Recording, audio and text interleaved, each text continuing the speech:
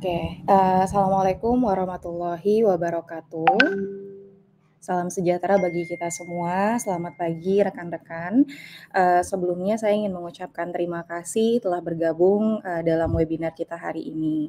Perkenalkan, saya Dea. Saya sebagai Sales Development Representative di Turnitin yang akan menjadi host pada webinar hari ini.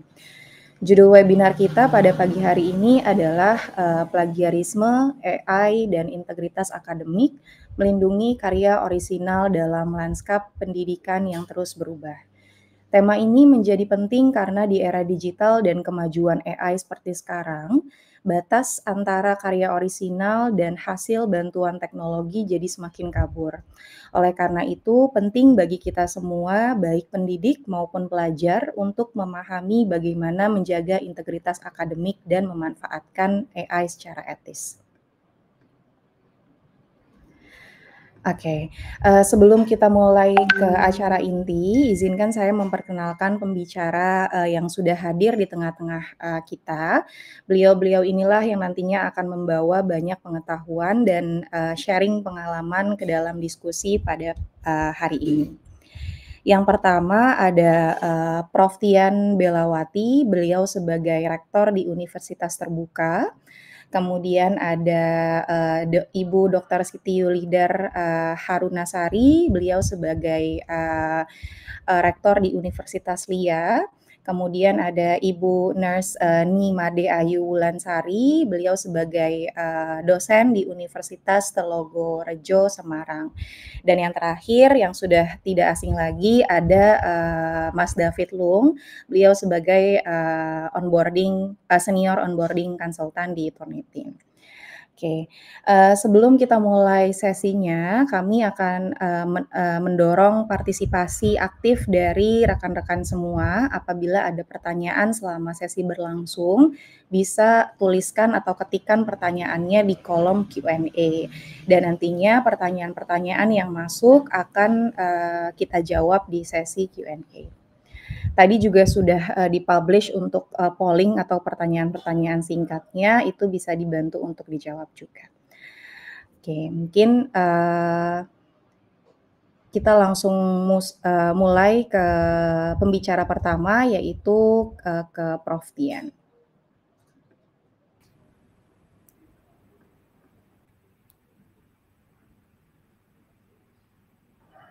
Oke. Ya, seperti yang saya kenalkan tadi, untuk Prof. Tian Belawati, Ibu ini sebagai rektor di Universitas Terbuka. Nanti boleh Bu Tian boleh di-share screen, nanti saya bantu untuk. Oke, langsung sekarang? Iya, boleh. Bentar.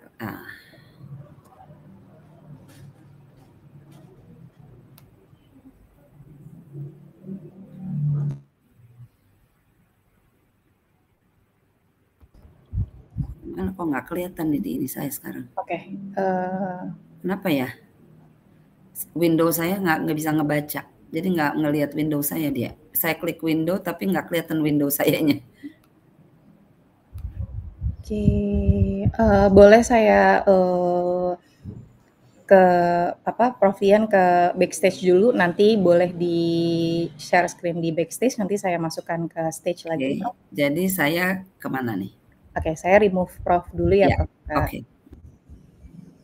Oke, kita sambil menunggu Prof. Tian.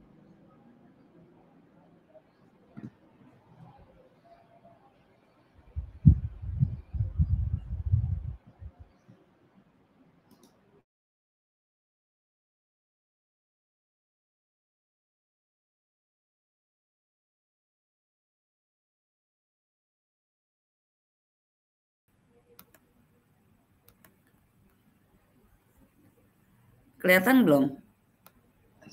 Mohon maaf. Oke, Prof, sudah ada. Tapi itu ya, di situ kelihatannya presenter view atau apa? Halo? Halo? Ya, Prof. Ya. Sudah bisa, sudah kelihatan. Ya, karena saya sekarang nggak bisa lihat apa-apa selain screen saya. Oke, baiklah, terima kasih Ibu Dea, Pak David. Selamat pagi, Assalamualaikum warahmatullahi wabarakatuh. Bagi seluruh peserta Turnitin Forum, selamat pagi juga kepada dua presenter lain, Ibu Nimade dan Ibu Siti ya. Saya Tian Belawati, saya koreksi sedikit, saya bukan rektor UT lagi, saya mantan rektor UT. Jadi saya sudah selesai menjadi rektor UT pada tahun 2017 yang lalu. Baiklah, pada pagi hari ini sesuai dengan permintaan dari Turnitin, kita akan berbicara tentang plagiarisme, artificial intelligence, dan integritas akademik, dan bagaimana kita melindungi karya orisinal dalam lanskap pendidikan yang terus berubah. Nah, Bapak Ibu sekalian, kita sering kali ya, ini saya mungkin cerita dulu sedikit ya, ini kenapa nggak mau bergerak ya. Saya nggak bisa menggerakkan tuh, Bu Dea, saya nggak bisa, kenapa ya? Saya nggak bisa majukan slide saya nih. Halo? Halo? Iya, atau mungkin mau saya bantu Prof, bukakan Ya, gitu. Kenapa ya kok begitu? Bolehlah dibantu, jadi saya stop sharing ya? Iya. Kenapa ya? Tadi nggak apa-apa. Oke, nggak apa-apa, mungkin. Ini bisa lagi ya sekarang ya? Terbuka ya? Sebentar. Belum ada Prof, atau saya bantu aja Prof? Oke, di saya udah keluar loh padahal. Oke. Jadi bentar. Jadi saya kemana nih sekarang? Sudah bisa. Oke, mohon maaf sebentar. Hanya saya ingin melihat apa yang ditampilkan di sini. Oke. Udah bisa?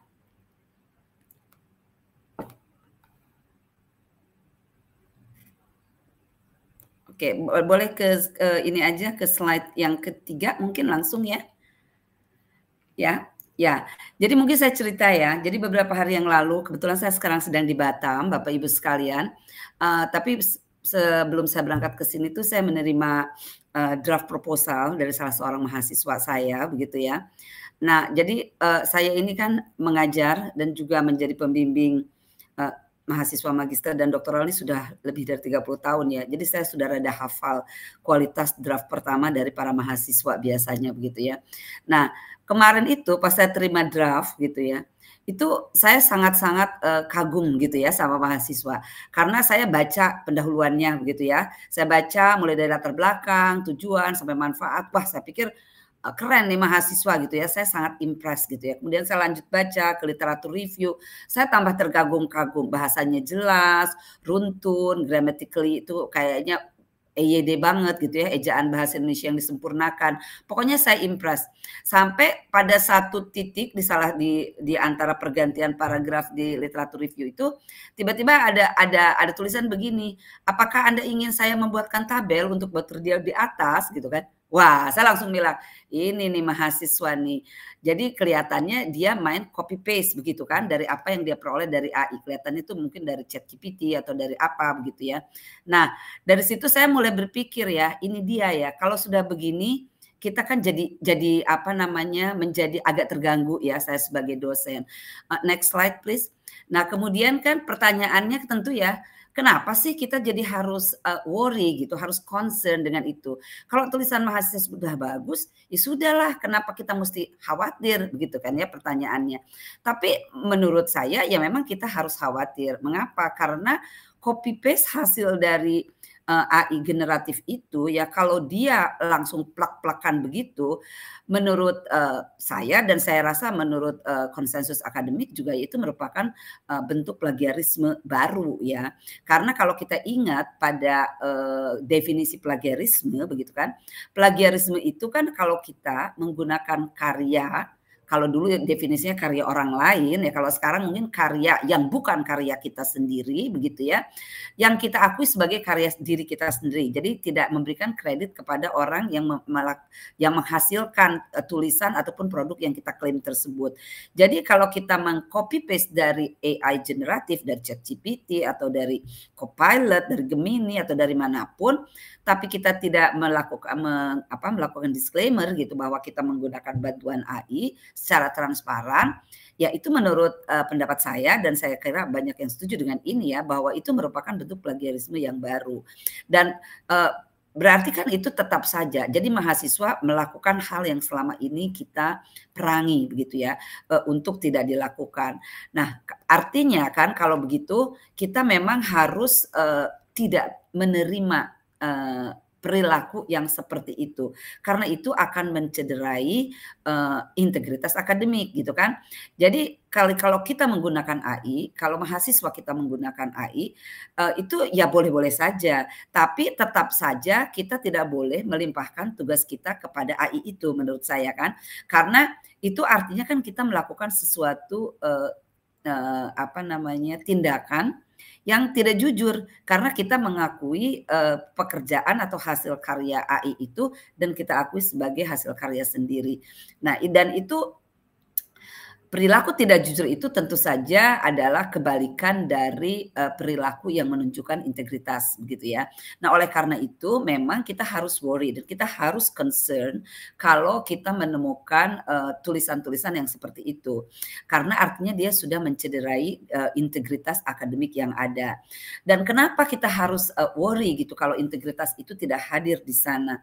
Ya tentu saja kita harus worry karena integritas itulah yang mendefinisikan pembelajaran, ya kan? Plagiarisme dan integritas itu mendefinisikan kepercayaan dalam pendidikan. Dengan alat AI di mana-mana, ya tentu kita sekarang harus memikirkan bagaimana kita menghadirkan kembali dan menjaga kejujuran di dalam pembelajaran itu, ya. Kemudian, next please, ya. Nah, sebetulnya integritas dalam konteks integritas akademik dalam konteks AI itu menjadi lebih penting lagi ya, bahkan mungkin menjadi lebih penting dari sebelumnya. Kita sangat penting untuk kita sebagai dosen ya, sebagai guru ya, untuk mengajari mahasiswa kita, siswa kita itu untuk jujur dan dapat dipercaya. Jadi mereka harus kalau menggunakan AI harus mengakuinya dan mereka harus menyatakannya. Karena AI itu harus diperlakukan sebagai alat bantu. Tidak boleh AI itu diperlakukan untuk mengerjakan tugas kita dan kemudian kita lepas tangan. Tanggung jawab dari apa yang kita berikan, apakah itu ke dosen kita ataukah kita misalnya menulis artikel jurnal itu adalah tanggung jawab kita. Jadi kalau mahasiswa itu menulis sesuatu, memasukkannya kepada kita, itu tanggung jawab dia. Oleh karena itu, apapun yang mereka peroleh dari AI, tentu mereka harus pahami betul apa itu. Mereka harus cek dan recheck kebenarannya. Kita tahu sendiri AI juga banyak yang suka tidak akurat ya, terutama dalam memberikan referensi. Dan banyak juga yang memang betul-betul itu mereka cuma menggabung-gabungkan. Kadang-kadang kalau kita di ChatGPT ya, penulis itu tahun segitu ada, tapi judul tulisan dia bukan itu dan bukan dari jurnal yang itu. Jadi itu kayak tergabung-gabung seperti itu. Nah, oleh karena itu sangat penting ditekankan kepada mahasiswa bahwa mereka harus memahami apa yang mereka paste gitu dari atau yang mereka salin dari AI itu, yang artinya itu akan menjadi seolah-olah tulisan mereka kan. Nah, jadi mereka harus paham itu dan mereka harus mengambil tanggung jawab akan itu. Jadi memang integritas akademik dalam konteks AI itu agak berbeda mungkin ya dengan sebelum ada AI. Dulu kalau kita bicara soal integritas akademik, kita berpikir adalah kejujuran mahasiswa secara individual, kejujuran dosen secara individual. Tapi sekarang dengan AI itu sebetulnya tidak bisa lagi kita memperlakukan integritas itu sebagai hal yang kotak-kotak sebagai tanggung jawab individu, tetapi sebetulnya menjadi lebih tanggung jawab bersama.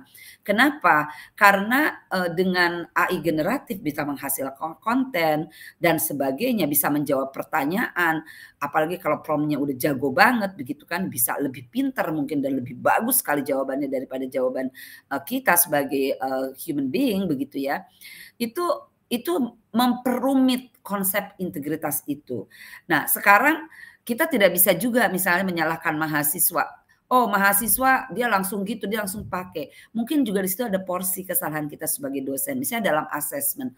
Karena kita tahu sekarang konteks mahasiswa hidup di era yang begitu mudahnya mencari bantuan, maka kita harus berpikir keras bagaimana misalnya soal-soal assessment kita itu kita berikan dengan mengetahui bahwa mahasiswa itu pasti akan mencari bantuan di AI, tetapi kita tetap bisa memastikan bahwa walaupun mereka menggunakan AI, mereka itu tetap akan menggunakan daya pikirnya. Jadi bagaimana kita itu bisa merancang penilaian hasil belajar mereka yang tetap memberikan ruang bagi mereka itu untuk mengeksersis daya pikir mereka, untuk terus mengembangkan higher order of thinking mereka, begitu ya. Nah, di situ berarti kita juga mengambil bagian menjadi bertanggung jawab dalam menegakkan integritas akademik secara bersama. Jadi konsep integritas akademik di era AI ini boleh dikatakan menjadi semacam shared responsibility. Tidak lagi responsibility dari orang perorangan yang melakukan kegiatan-kegiatan akademik itu. Nah, oleh karena itu memang yang paling penting, tadi ada pertanyaan juga di polling begitu ya. Apa sih yang saya lupa bentuk pertanyaannya persisnya. Tapi di situ ada option jawaban tadi bahwa kita harus membangun kesadaran dan tanggung jawab mahasiswa. Karena akan sulit sekali bagi kita kalau kita berlindung terus di alat bantu teknis. Alat bantu teknis itu membantu kita, tetapi sebetulnya yang harus kita bangun itu adalah preventif. Bagaimana kita bisa membangun mahasiswa itu supaya atau siswa itu supaya dia lebih sadar bahwa apapun yang dia lakukan di dalam konteks kehidupan akademik itu adalah tanggung jawab dia. Next. Ya, jadi sebetulnya penggunaan AI yang bertanggung jawab itu, misalnya ya saya membayangkan ini tentu tidak ekshaustif ya list ini, tapi saya membayangkan kalau dalam konteks pembelajaran begitu ya, curah pendapat itu is okay dan itu menurut saya akan banyak sangat membantu mahasiswa dan juga kita sebagai dosen. Kemudian misalnya penyempurnaan tata bahasa, penyempurnaan kosakata yang mungkin kadang-kadang kita tidak terpikir atau bagaimana, itu juga menurut saya masih oke. Membantu misalnya membuat ringkasan atau membuat summary dari bacaan kita itu juga oke. Tetapi menggunakan teks hasil AI secara utuh itu seharusnya tidak boleh. Ya, kemudian merekayasa referensi, misalnya referensi itu ya seperti saya katakan tadi kadang-kadang ChatGPT apalagi yang versi gratisan itu sering sekali membuat daftar referensi yang sebetulnya kalau kita cek itu tidak betul, tidak akurat referensi itu. Nah, kalau kita tahu juga, saya bukan ahli teknis AI-nya ya, tapi kalau kita tahu juga ChatGPT paling tidak sampai versi yang sekarang itu kan dia memang tidak dilengkapi dengan search engine ya. Jadi dia itu memang betul-betul membuat sintesis dari berbagai informasi yang ada di big data.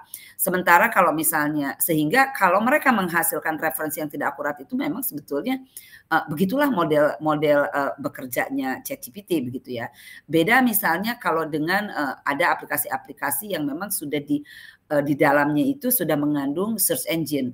Misalnya seperti apa ya, seperti Perplexity misalnya, itu ada search engine-nya. Sehingga makanya referensi misalnya yang dihasilkan oleh Perplexity itu akurasinya lebih bagus daripada ya kalau kita cek tuh memang ada gitu referensinya. Walaupun kadang-kadang ada yang kurang tepat, tapi jauh lebih akurat begitu ya. Nah itu juga mungkin kita harus ketahui juga secara teknis suatu aplikasi AI itu di dalamnya sebetulnya mengandung apa saja. Next ya.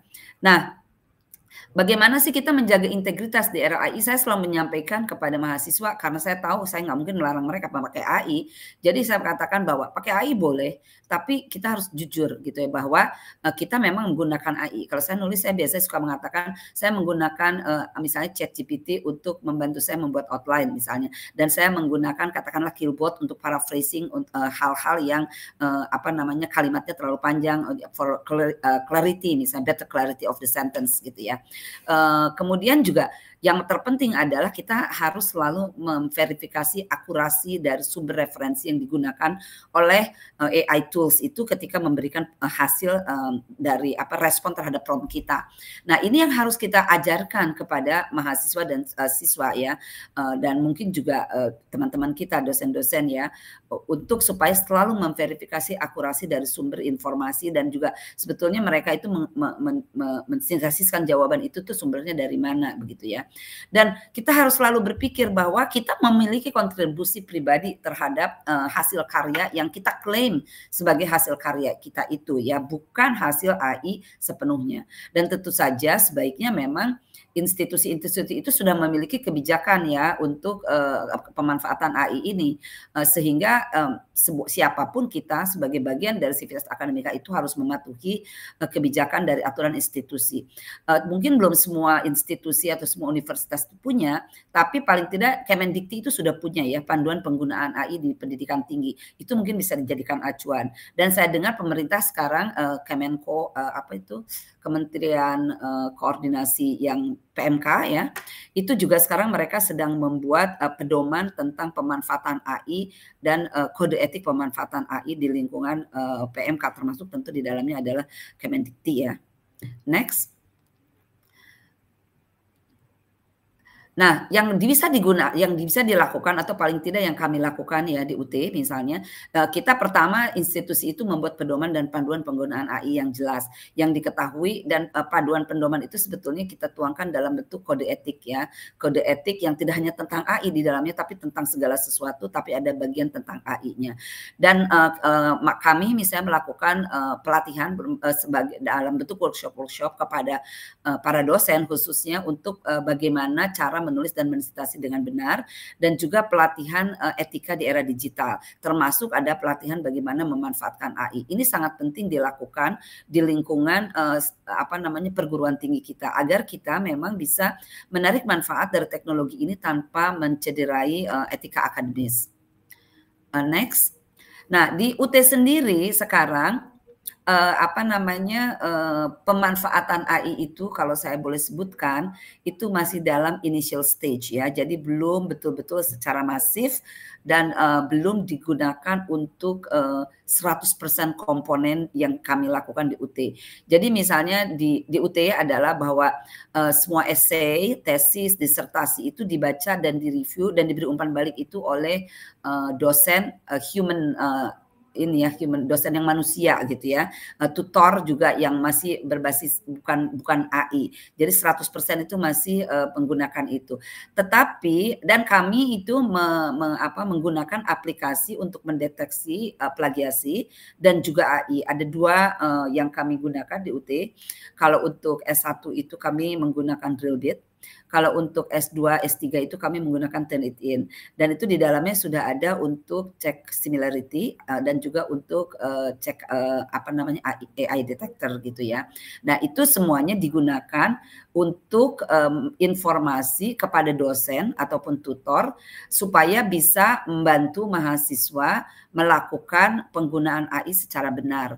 Jadi di situ dosen itu memiliki juga kewajiban untuk kalau misalnya kalau saya misalnya menemukan mahasiswa copy paste begitu, itu langsung saya tegur, lalu saya katakan bahwa Anda boleh menggunakan AI sebagai alat bantu, tetapi Anda harus tahu bahwa yang akan mendapatkan nilai itu adalah Anda, bukan AI yang Anda gunakan. Oleh karena itu tulisan itu harus tulisan Anda, harus buah pikiran Anda yang tentu saja dibantu oleh asisten kita yaitu si AI itu, begitu ya. Nah, kebijakan ini jelas kalau di UT ya. Jadi misalnya kalau untuk S1 itu toleransi itu 30%. Kalau 30% terdeteksi dia pakai AI itu kita okekan gitu ya. Kalau lebih dari itu kita tegur dan kita suruh betulkan. Kemudian kalau untuk S2 S3 itu batas toleransinya itu 20% kalau di UT. Nah, tapi ini juga di UT itu belum sesuatu. Jadi kalau di UT itu segala sesuatu kita liquid ya. Jadi selalu kita evaluasi, nanti kita revisi, kita perbaiki terus gitu aturan-aturan dan kebijakan itu. Lanjut gitu ya. Nah, di UT sekarang ini kami juga sedang mulai ya menggunakan penggunaan AI untuk menjawab mahasiswa dalam discussion forum di online tutorial.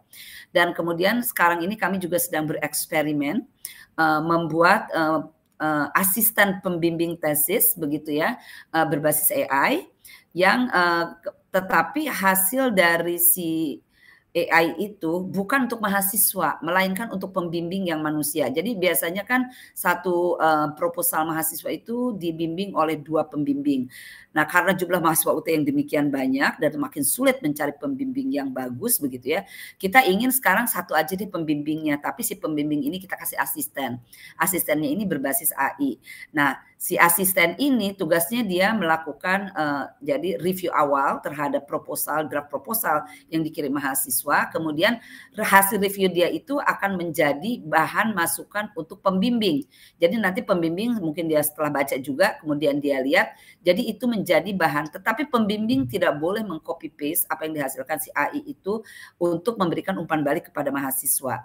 Dan pembimbing tapi diberi keleluasaan, apakah dia mau menuliskan ulang ataukah dia mau langsung cuma ngambil poin-poinnya aja, kemudian dia cocokkan dengan bacaannya dia sendiri begitu, dan kemudian dia langsung tuliskan di file mahasiswa itu sebagai umpan balik. Nah, jadi di sini di dalam pembimbingan proposal tesis itu si AI tidak berkomunikasi dengan mahasiswa sama sekali, tetapi dia berkomunikasi dengan pembimbing, dan prompt-nya itu sudah distandardize oleh UT. Next. Nah, ini tentu pertanyaan bagi kita semua yang ini harus kita renungkan ya. Ya, bagaimana sih kita harus menarik batas antara mana sih yang kita sebut dengan menggunakan AI sebagai alat bantu dan menggunakan AI tapi sebagai alat atau tempat untuk kita menyontek. Ini saya kira pertanyaan simple, besar, tapi sampai sekarang jawabannya masih banyak abu-abu, termasuk buat diri saya sendiri juga. Jadi kita masih tarik ulur dalam hal ini. Jadi mungkin memang ini kita masih sangat-sangat early ya, dan AI juga perkembangannya luar biasa. Saya di conference yang saya sedang ikuti sekarang juga pembicaraan nggak jauh-jauh dari itu ya. Dan semakin kita mendengar dari ahli-ahli, sebetulnya saya semakin worry gitu ya, karena katanya sekarang AI juga sudah menjadi sudah lebih rebellious. Kadang-kadang dia udah nggak mau lagi katanya mengikuti prompt yang kita berikan. Dia udah punya pikiran sendiri. Sampai ada satu anekdot, mungkin juga udah banyak yang tahu ya. Ada AI yang sampai mengancam bilang karena si yang engineer yang mau bikinnya itu dia mau men-shutdown karena dia mulai worry. Si AI-nya nggak mau di shutdown. Dia bilang gini, kalau kamu shutdown, saya akan kirimkan email ini dan membocorkan rahasia kamu ke orang. Ya kan, kalau udah kayak gitu udah worriness ya, udah worrisome ya buat kita ya. Oleh karena itu memang kita sebagai orang yang mengelola perguruan tinggi dan sebagai orang yang membina mahasiswa, memang kita harus betul-betul merenungkan ya, sebetulnya keperluan kita menggunakan AI itu untuk apa dan sebatas apa kita mau mentoleransi itu. Saya kira saya ingin tutup di sini untuk presentasi pada kesempatan ini. Mudah-mudahan saya tidak mengambil waktu lebih. Nah, nanti kita bisa diskusi lebih lanjut dalam question and answer. Mohon maaf kalau ada salah-salah kata. Saya akhiri. Wassalamualaikum warahmatullahi wabarakatuh. Waalaikumsalam warahmatullahi wabarakatuh. Terima kasih banyak Prof. Tian. Ini baru satu speaker aja udah banyak banget pertanyaan yang masuk. Nanti untuk pertanyaan kita jawab di sesi terakhir. Jadi untuk rekan-rekan yang ada pertanyaan bisa dituliskan di kolom Q&A ya, karena kalau misalnya dituliskan di kolom chat takutnya kitanya yang ke-skip seperti itu. Oke, terima kasih Prof. Tian. Nanti kita nanti Prof join lagi untuk sesi Q&A ya Prof ya. Oke, saya standby ya. Ya, terima kasih. Oke.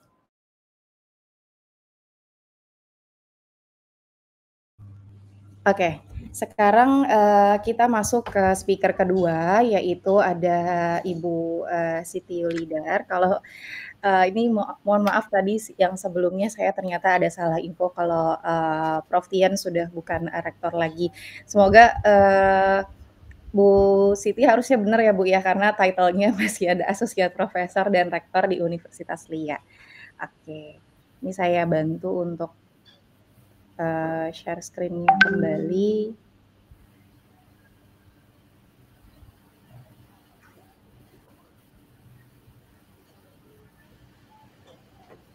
Oke, waktu dan tempat dipersilahkan, Prof. Silahkan. Baik, terima kasih. Terdengarkah suara saya? Terdengar, Prof. Ya, sebentar saya set timer ya 10 menit waktu yang diberikan oleh panitia. Mudah-mudahan bisa saya sampaikan. Selamat pagi Bapak dan Ibu semua, teman-teman semua hadirin di dalam kegiatan pagi hari ini. Selamat pagi para pembicara, Prof. Tian dan Bu Made Ayu. Ya, nama saya Siti Hiludar Harunasari dan sampai saat ini saya menjabat rektor di Universitas LIA gitu ya. Mungkin sedikit informasi bagi teman-teman yang pernah mendengar LIA, ini kesempatan bagi saya juga untuk memperkenalkan gitu ya. Dulu dikenal dengan nama Lembaga Indonesia Amerika sejak tahun 1959 dan kami punya 2 perguruan tinggi. Nah, salah satunya di bawahnya adalah Universitas LIA, tapi bukan Lembaga Indonesia Amerika lagi ya, tetapi LIA itu adalah merupakan sebuah nama saja.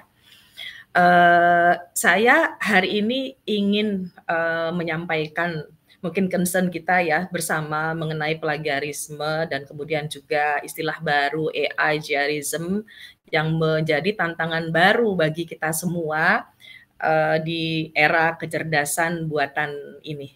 Ini boleh kita lanjutkan ke slide. Kita lanjutkan. Oh, ini double. Ya, baik. Tadi kita sudah dengar banyak banget itu ya dari Prof. Tian ya mengenai integritas akademik dan juga tantangan yang kita hadapi selaku pendidik maupun tentu saja sebagai seorang pembelajar gitu ya. Berbeda mungkin tantangan yang dihadapi di universitas terbuka yang sangat besar gitu ya dibandingkan dengan perguruan-perguruan tinggi lain yang juga masing-masing memiliki kekhususan gitu. Di Universitas LIA karena memang dasarnya core bisnisnya itu adalah bahasa asing, bahasa Inggris dan bahasa Jepang. Walaupun kami juga saat ini memiliki prodi lain yang arahnya ke teknologi seperti misalnya informatika, kemudian bisnis digital dan lain-lain gitu ya. Tetapi yang terbesar itu masih adalah di dalam pembelajaran bahasa. Nah, tentu ini akan menghasilkan tantangan yang berbeda di dalam menyikapi kecerdasan buatan yang saat ini ada. Tetapi bagaimana menjaga orisinalitas di era AI ini, saya rasa ini merupakan tantangan bagi kita semua dan kita sangat merasakan. Sebagai contoh, saya juga mengajar beberapa mata kuliah, salah satunya adalah academic writing. Pada saat-saat awalnya dulu ya muncul ChatGPT itu, sama seperti yang tadi dirasakan Prof. Tian gitu. Keren banget ya ini tulisannya, bisa seperti ini. Sebagai pendidik rasanya itu senang gitu ya. Apabila kita melihat mahasiswa kita bisa menghasilkan sesuatu yang keren banget gitu. Tetapi concern kita juga adalah apakah bagusnya itu atau hasil bagus itu hanya pada outputnya saja atau memang si orang itu sudah mengalami proses belajarnya. Sudah ada perubahan perilaku gitu ya di dalam pemahaman dia mengenai apapun yang sedang dipelajari. Sehingga saat itu sempat timbul gitu ya perasaan di antara saya dan teman-teman semua. Ini kok kayaknya kita dihadapin dengan AI ya. Kenapa saya harus memeriksa pekerjaan AI? Yang mau saya assess itu adalah mahasiswa saya. Kamu udah belajar belum? Kamu udah paham belum? Nah, kesenjangan itu gitu ya yang akhirnya salah satunya membuat saya melakukan penelitian tentang effectiveness of integrating AI di dalam pembelajaran bahasa, utamanya di dalam pembelajaran menulis. Kan kita sama-sama mengetahui bahwa ada perbedaan antara pengetahuan dengan keterampilan gitu ya. Kalau tahu saja mungkin kita bisa menggunakan, tetapi apakah misalnya AI itu bisa membantu kita untuk berbicara lebih lancar? Saya rasa enggak gitu ya. Tapi dia membantu misalnya untuk memberikan informasi atau memberikan contoh kepada mahasiswa bagaimana melafalkan sesuatu, itu mungkin bisa. Namun itu kembali kepada mahasiswa sendiri, bagaimana dia bisa membangun semua pengetahuan-pengetahuan itu dan melatih pada dirinya sendiri sehingga bisa menimbulkan atau memunculkan keterampilan yang dibutuhkan. Ya. Nah, ini tadi kita skip saja ya, memahami perubahan dari plagiarism tradisional ke AIGerism. Poinnya itu adalah ketika AIGerism itu adalah kita itu atau siapapun penggunanya melakukan manipulasi hasil AI itu menjadi karya yang seolah-olah orisinil. Sangat mudah sekali gitu ya, kita misalnya membuat gambar gitu ya, atau membuat chart, atau membuat tulisan gitu ya, dengan bantuan kecerdasan buatan. Nah, itu semua perlu kita diskusikan dan kita kerjakan bersama agar integritas akademik ini dapat tercapai. Tadi sudah disebutkan gitu ya, saya sangat setuju. Nah, tujuan utama integritas akademik, ini kalau kita lihat secara keseluruhan, itu sebetulnya poinnya satu kan, untuk meningkatkan kualitas pendidikan gitu.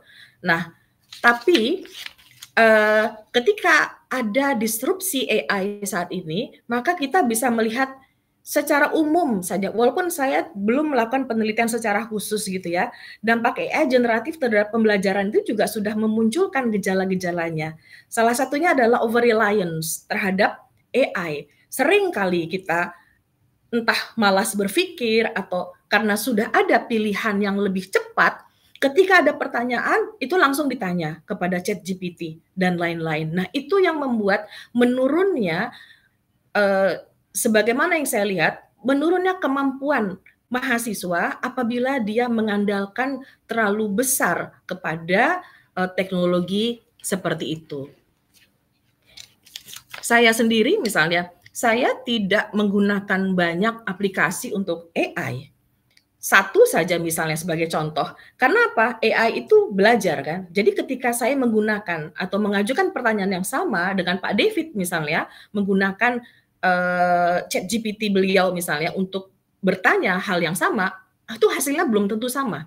Tetapi saya menyimpan pengetahuan atau hal-hal yang saya tahu harus disimpan di dalam ChatGPT saya, dan itu akan diingat terus sehingga bisa jadi ChatGPT saya akan lebih pintar dari misalnya ChatGPT orang lain yang tidak dilatih. Nah, disinilah peran kita sebagai pengguna untuk bisa memahami prinsip itu, selain tentu saja prompt yang tepat. Karena prompt yang berbeda tentu akan menghasilkan hasil yang berbeda. Prompt yang tidak lengkap tentu juga akan menghasilkan hal yang kurang akurat. Nah, terjadi sekarang ya pergeseran paradigma dari sekedar mengutip ke kolaborasi dengan mesin sehingga menghasilkan hal-hal tadi seperti AI-gerism. Next slide please.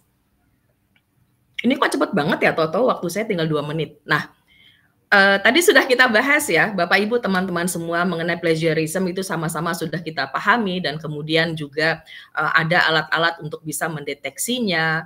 Nah, dari sisi linguistik gitu ya, kalau kita lihat nih, mereka menggunakan AI untuk membantu di dalam penulisan skripsinya. Ini kalau di UL itu karena kita masih S1 semua, mungkin akan lebih mudah gitu ya tantangannya. Linguistiknya orisinal, tetapi idenya itu yang tidak otentik. Nah, sementara kita kan tadi kembali kepada tujuan integritas akademik. Apa sih yang mau kita capai gitu ya? Bukan sekedar menyelesaikan tugas-tugas kuliah, menyelesaikan skripsi, tetapi apakah kita belajar?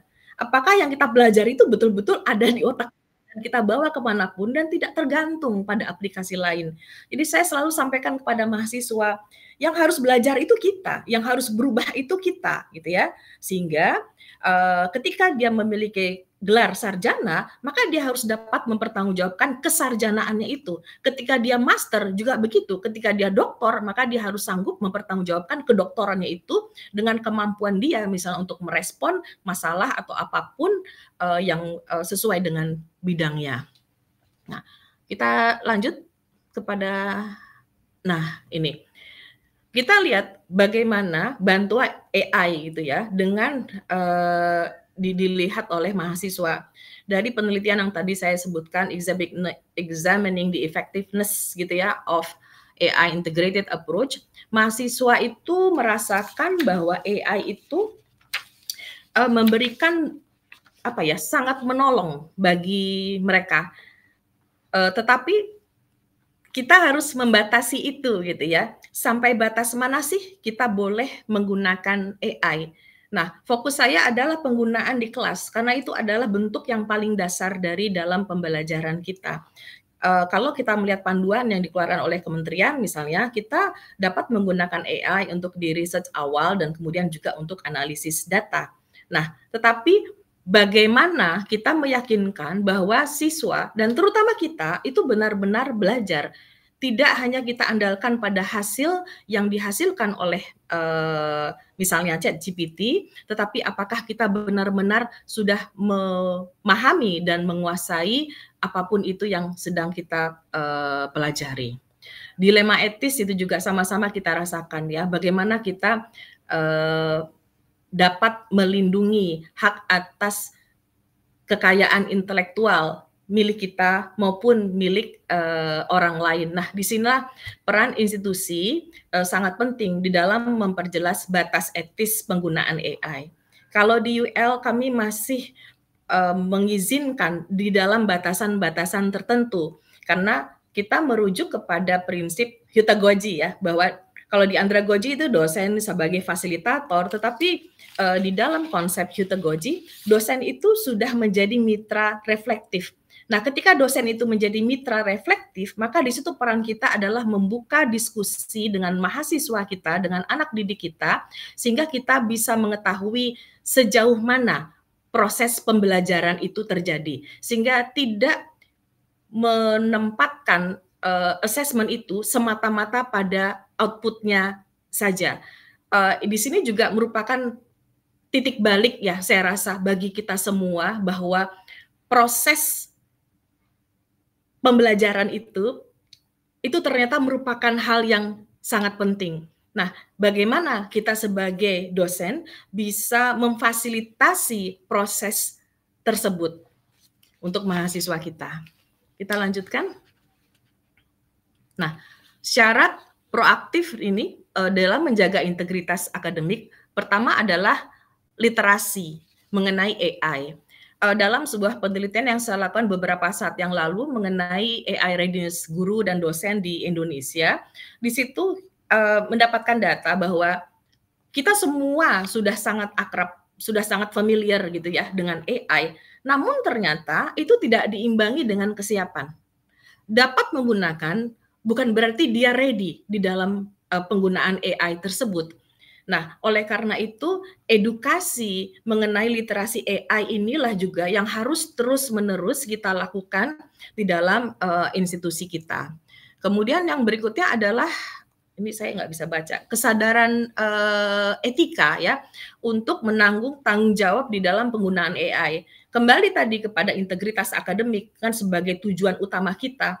Kenapa integritas akademik itu betul-betul harus kita jaga? Karena kualitas pendidikan itulah yang harus kita bentuk melalui beragam cara, penekanan pada proses, dan kemudian juga kebijakan-kebijakan yang bisa mendukung proses tersebut. Dan yang selanjutnya ini bisa kita lakukan melalui kegiatan kita sehari-hari, melalui pembiasaan mengenai penguatan budaya kejujuran akademik yang dapat kita lakukan melalui kurikulum kita, kemudian juga refleksi yang kita lakukan. Selanjutnya, baik. Nah, di ujung yang saya sampaikan ini, teman-teman semua, mudah-mudahan ini nanti juga bisa menjadi pemantik untuk diskusi kita lebih lanjutan, karena tentu saja materi yang harus disampaikan untuk AI ini, plagiarism dan AI-gerism itu tentu sangat luas gitu ya. Tetapi dua hal yang harus kita highlight bersama, saya rasa itu adalah kita harus dapat menyeimbangkan antara inovasi dan integritas gitu ya. Jadi bagaimana integritas ini tetap terjaga dengan kita mengembrace tadi kemajuan teknologi, tidak menjadikan itu sebagai sesuatu yang sama sekali haram di dalam kelas kita gitu ya. Tetapi ada hal-hal yang dapat kita ambil atau strategi yang dapat kita terapkan untuk bisa mengembrace teknologi dengan tetap mengedepankan integritas. Nah, salah satu yang tadi saya sebutkan di dalam penelitian sebelumnya itu misalnya adalah penggunaan audit chat history.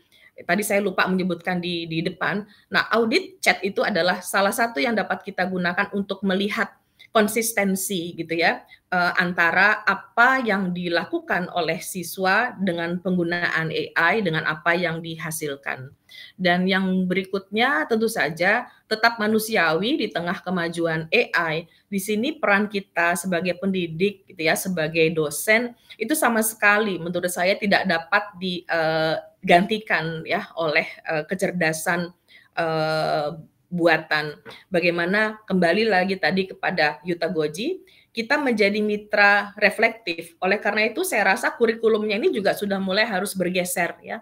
Bagaimana kelas-kelas kita itu menjadi ruang yang memberikan tempat bagi mahasiswa kita untuk dapat melakukan refleksi, kemudian dapat melakukan kegiatan-kegiatan diskusi dan berpikir yang akan membantu mereka untuk mencapai tujuan dari pembelajaran.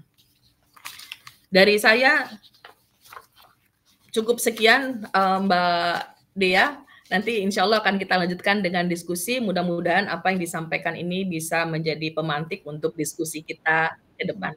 Terima kasih. Iya, terima kasih banyak Bu Siti. Sebelumnya nanti kita join lagi ya Bu bareng-bareng untuk sesi Q&A.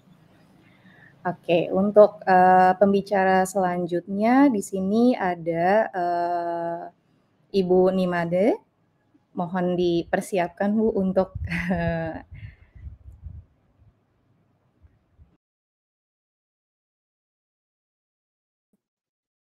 Oke, selamat pagi semuanya. Selamat pagi semuanya, saya Nimade dari Universitas Telogorjo Semarang. Universitas Telogorjo ini tepatnya ada di Semarang ya, jadi kami ada satu yayasan dengan Rumah Sakit Telogorjo. Baik, selamat pagi untuk para pembicara, Prof. Dian, Dr. Siti, dan terima kasih untuk kesempatannya, Turnitin, untuk kami bisa men-share ya, berdiskusi mengenai tantangan tentang akademik mengenai plagiarisme AI dan integritas akademik. Mungkin saya izin share.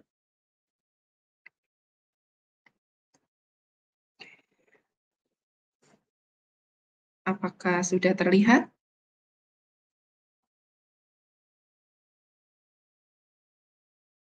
Apakah sudah terlihat ya Mbak Dia?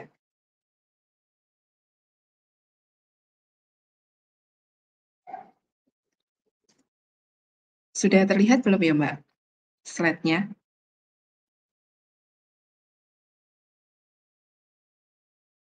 Oh sudah ya. Baik, terima kasih atas responnya. Tadi saya setuju sekali ya dengan statement dari Prof. Dian dan Dr. Siti bahwa tantangan kita ke depan itu adalah tentang AI dan bagaimana kita mempertahankan tentang integritas akademik. Dan dari sisi kami ya, dari kesehatan sendiri, ini juga tantangan tersendiri bagi kami.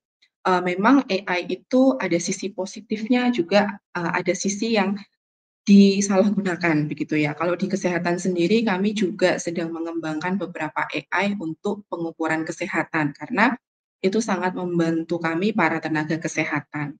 Namun ini konteksnya adalah AI dalam penulisan. Nah, jadi tadi saya setuju dengan Prof. Tian sebenarnya untuk perlindungan dari karya itu sendiri sudah ada ya regulasi secara nasional.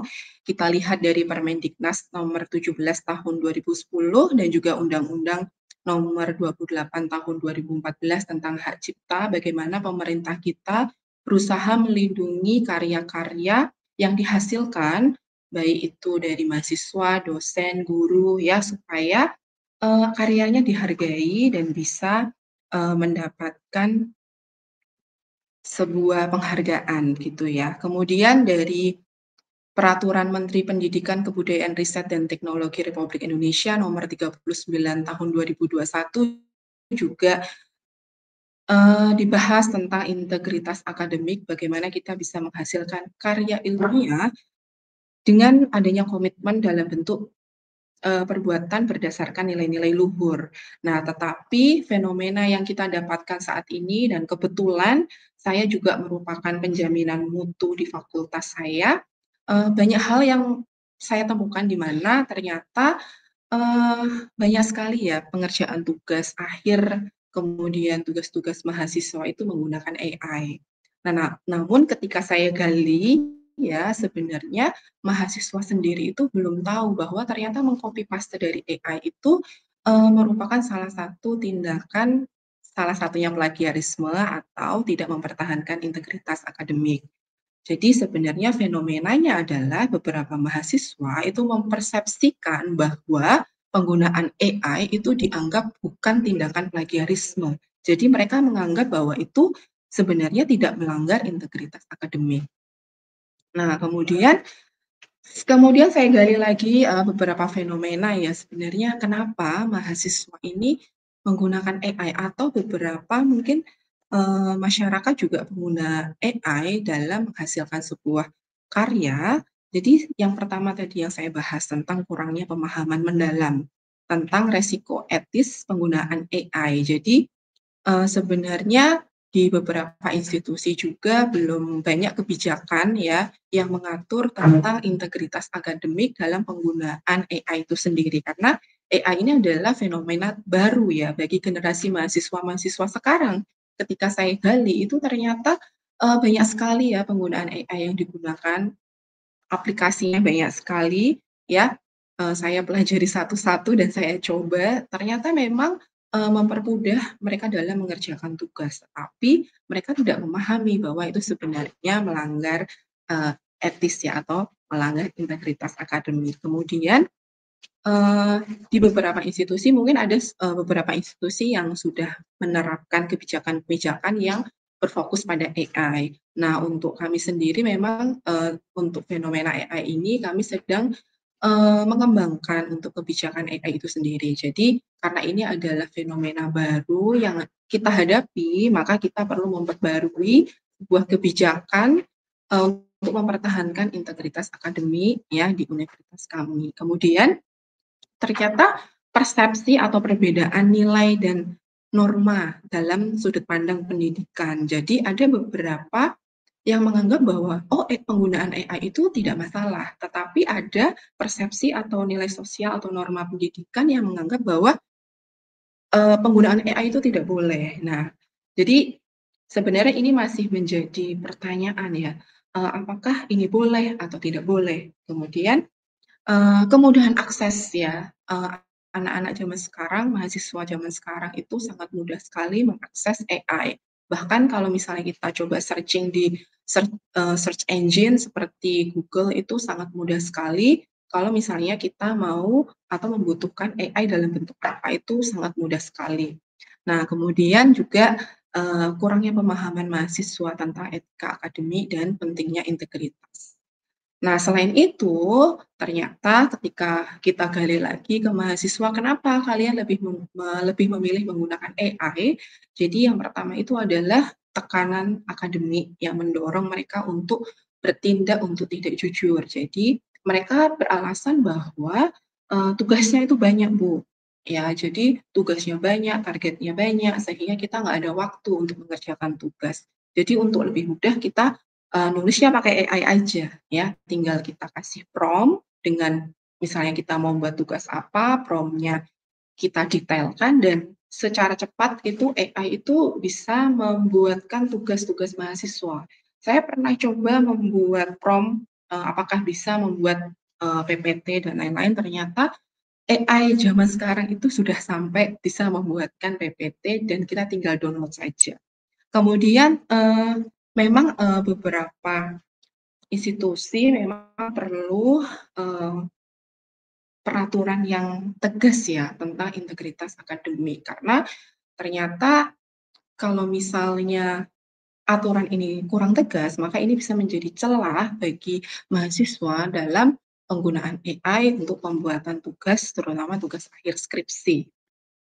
Nah, ketika melihat fenomena ini, maka tadi sempat disinggung oleh Prof. Dian juga bahwa kita harus melakukan tindakan preventif ya, atau bagaimana caranya kita supaya menciptakan kesadaran akademik dulu. Karena memang betul saya setuju sekali dengan, statement-nya Prof. Dian, di mana ketika kami hanya berfokus pada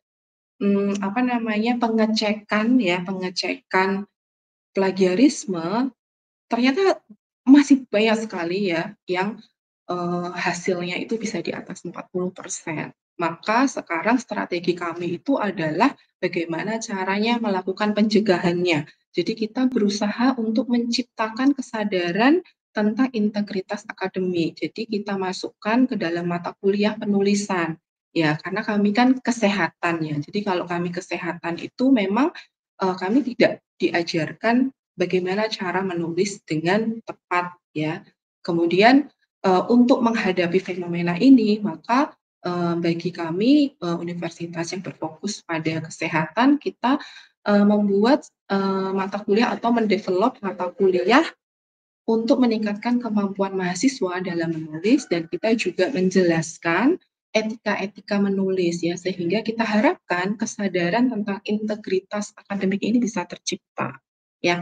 Jadi yang pertama itu memang kita harus membuat fondasi utamanya dulu, yaitu tentang peningkatan kesadaran tentang integritas akademik, supaya kita bisa mencegah terjadinya plagiarisme di lingkungan akademik. Karena memang, semakin tahun ya, regulasi dan lain-lainnya itu semakin berkembang dan teknologi itu sangat cepat berkembangnya sehingga kita harus beradaptasi dengan teknologi yang berkembang sangat cepat. Kemudian tidak hanya kesadaran integritas akademik, bagi kami yang dari kesehatan kita juga perlu, mengembangkan keterampilan menulis ya, karena bagi kami di kesehatan itu kan lebih berfokus pada pelajaran di komunikasi terapeutik, bagaimana kita berkomunikasi dengan pasien. Namun kita tidak belajar lebih mendalam bagaimana caranya menulis, dengan baik dan benar sesuai dengan etika. Sehingga, kami memberikan mata kuliah bahasa Indonesia di mana, di sana mahasiswa diajarkan bagaimana menulis dengan baik dan benar sesuai aturan, baik itu dalam mata kuliah bahasa Inggris dan bahasa Indonesia. Jadi kita mengajarkan bagaimana caranya menulis dalam bahasa Indonesia yang baik dan benar dan dalam bahasa Inggris yang baik dan benar sesuai dengan kaidah-kaidah yang ada. Kemudian kita juga perlu bantuan, teknologi deteksi plagiarisme. Kalau dari kampus kami memang masih menggunakan Turnitin itu sendiri. Jadi kami memang, berlangganan Turnitin untuk mengecek, plagiarisme pada mahasiswa tingkat akhir, terutama mahasiswa skripsi dan juga mahasiswa diploma. Nah, kemudian di sini tidak hanya kita menggunakan teknologi, tetapi juga kita perlu ada kebijakan institusi yang jelas. Jadi kita perlu, membuat pedoman akademik dan kebijakan di akademik bagaimana kita, eee, menghadapi tantangan penggunaan AI pada mahasiswa itu sendiri. Nah, kemudian kita juga, sebagai guru, dosen juga perlu mempertimbangkan bagaimana kita memberikan beban akademik atau tekanan akademik pada mahasiswa. Karena memang saya sendiri sebagai dosen yang berfokus pada kesehatan mental, ketika saya menggali lebih dalam memang untuk karakteristik generasi zaman sekarang itu adalah anak-anak yang pinginnya itu cepat dan cepat selesai, tapi menggunakan cara-cara yang kadang mereka tidak mempertimbangkan apakah ini melanggar aturan atau tidak. Sehingga mungkin juga tadi saya setuju sekali ya dengan, pernyataan Dokter Siti bahwa kita juga harus mengembangkan dari kurikulum itu sendiri, bahwa bagaimana kurikulum itu harus beradaptasi dengan pengembangan teknologi berbasis AI itu sendiri. Nah, kemudian selain itu kita juga perlu menumbuhkan ya, perasaan atau kesadaran pada mahasiswa, dosen dan guru untuk pentingnya dalam menumbuhkan sikap menghargai originalitas dari sebuah karya. Jadi kita juga harus mencontohkan bagaimana kita caranya mengutip yang benar, bagaimana kita menghargai, caranya kita menghargai itu bagaimana supaya kita tidak melanggar hak cipta dan lain-lain. Nah, selain itu juga, regulasi penggunaan AI itu memang harus, ditetapkan oleh institusi itu sendiri. Nah, kalau, saya gali lebih dalam sebenarnya plagiarisme yang sering terjadi itu adalah kadang mahasiswa itu tidak memahami. Jadi kalau copy paste itu dianggap, "Oh itu nggak apa-apa Bu," ya. Nah, tapi ternyata ada beberapa hal yang perlu dipahami tentang pembagian plagiarisme itu sendiri, bahwa ternyata kalau kita meng-copy paste sama persis, itu ternyata masuk ke plagiarisme dari namanya adalah mozaik. Nah, kemudian juga ada yang copy paste dari karyanya sendiri, itu juga sebenarnya itu bentuk plagiarisme. Misalnya kita copy paste dari buku yang sebelumnya kita buat, misalnya kita create. Nah, itu ternyata juga masuk ke plagiarisme. Nah, kemudian juga, kalau beberapa data yang saya gali, ternyata juga ada plagiarisme yang tidak sengaja, di mana mereka itu nggak memahami cara mengutip yang benar itu bagaimana, cara membuat kutipan yang benar itu bagaimana, bagaimana cara, menghargai sebuah karya. Nah, selain itu juga ternyata ketika saya menggali lagi, banyak sekali kesalahan-kesalahan, penulisan yang sebenarnya menunjukkan bahwa mahasiswa itu belum mempunyai kesadaran dalam integritas akademik itu sendiri. Sehingga kalau dengan penggunaan AI mereka itu tidak membaca teks aslinya, jadi hanya asal copy paste aja, copy paste, yang penting saya selesai.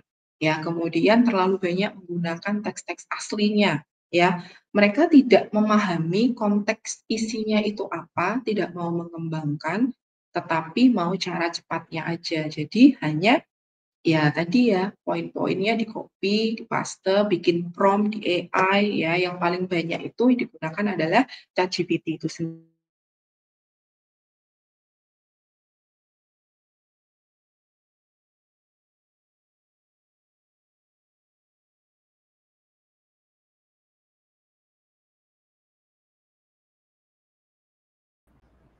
Sepertinya Bu Nimada ada kendala untuk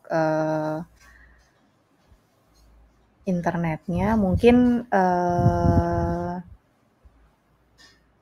karena tadi sih saya cek harusnya sudah tinggal 3 slide terakhir. Jadi kalau misalnya kita lanjut untuk mungkin kita lanjut ke Mas David dulu kali ya untuk sesinya Mas David. Oke, Mas David boleh disiapkan untuk presentasinya?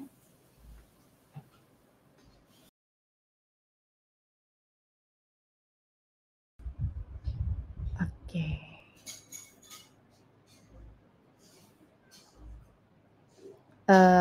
Mas David, mohon maaf suaranya tidak ada. Masih ke-mute.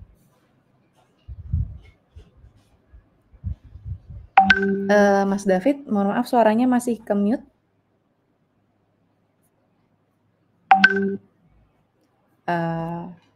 Baik.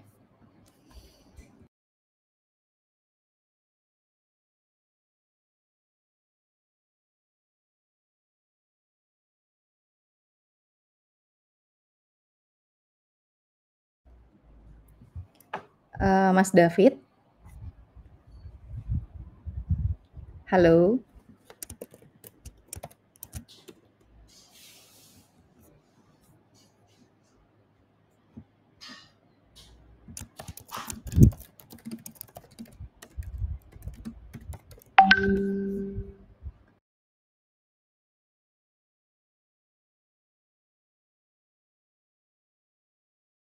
Oke, sebentar ya.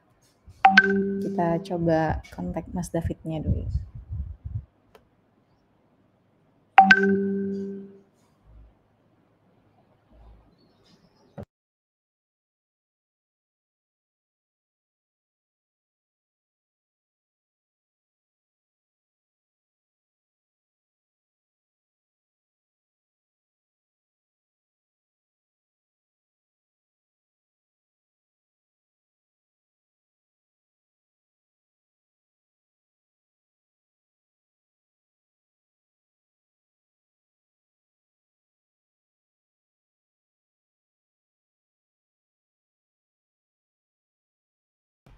Sekarang sudah kedengaran suara saya, Bapak Ibu?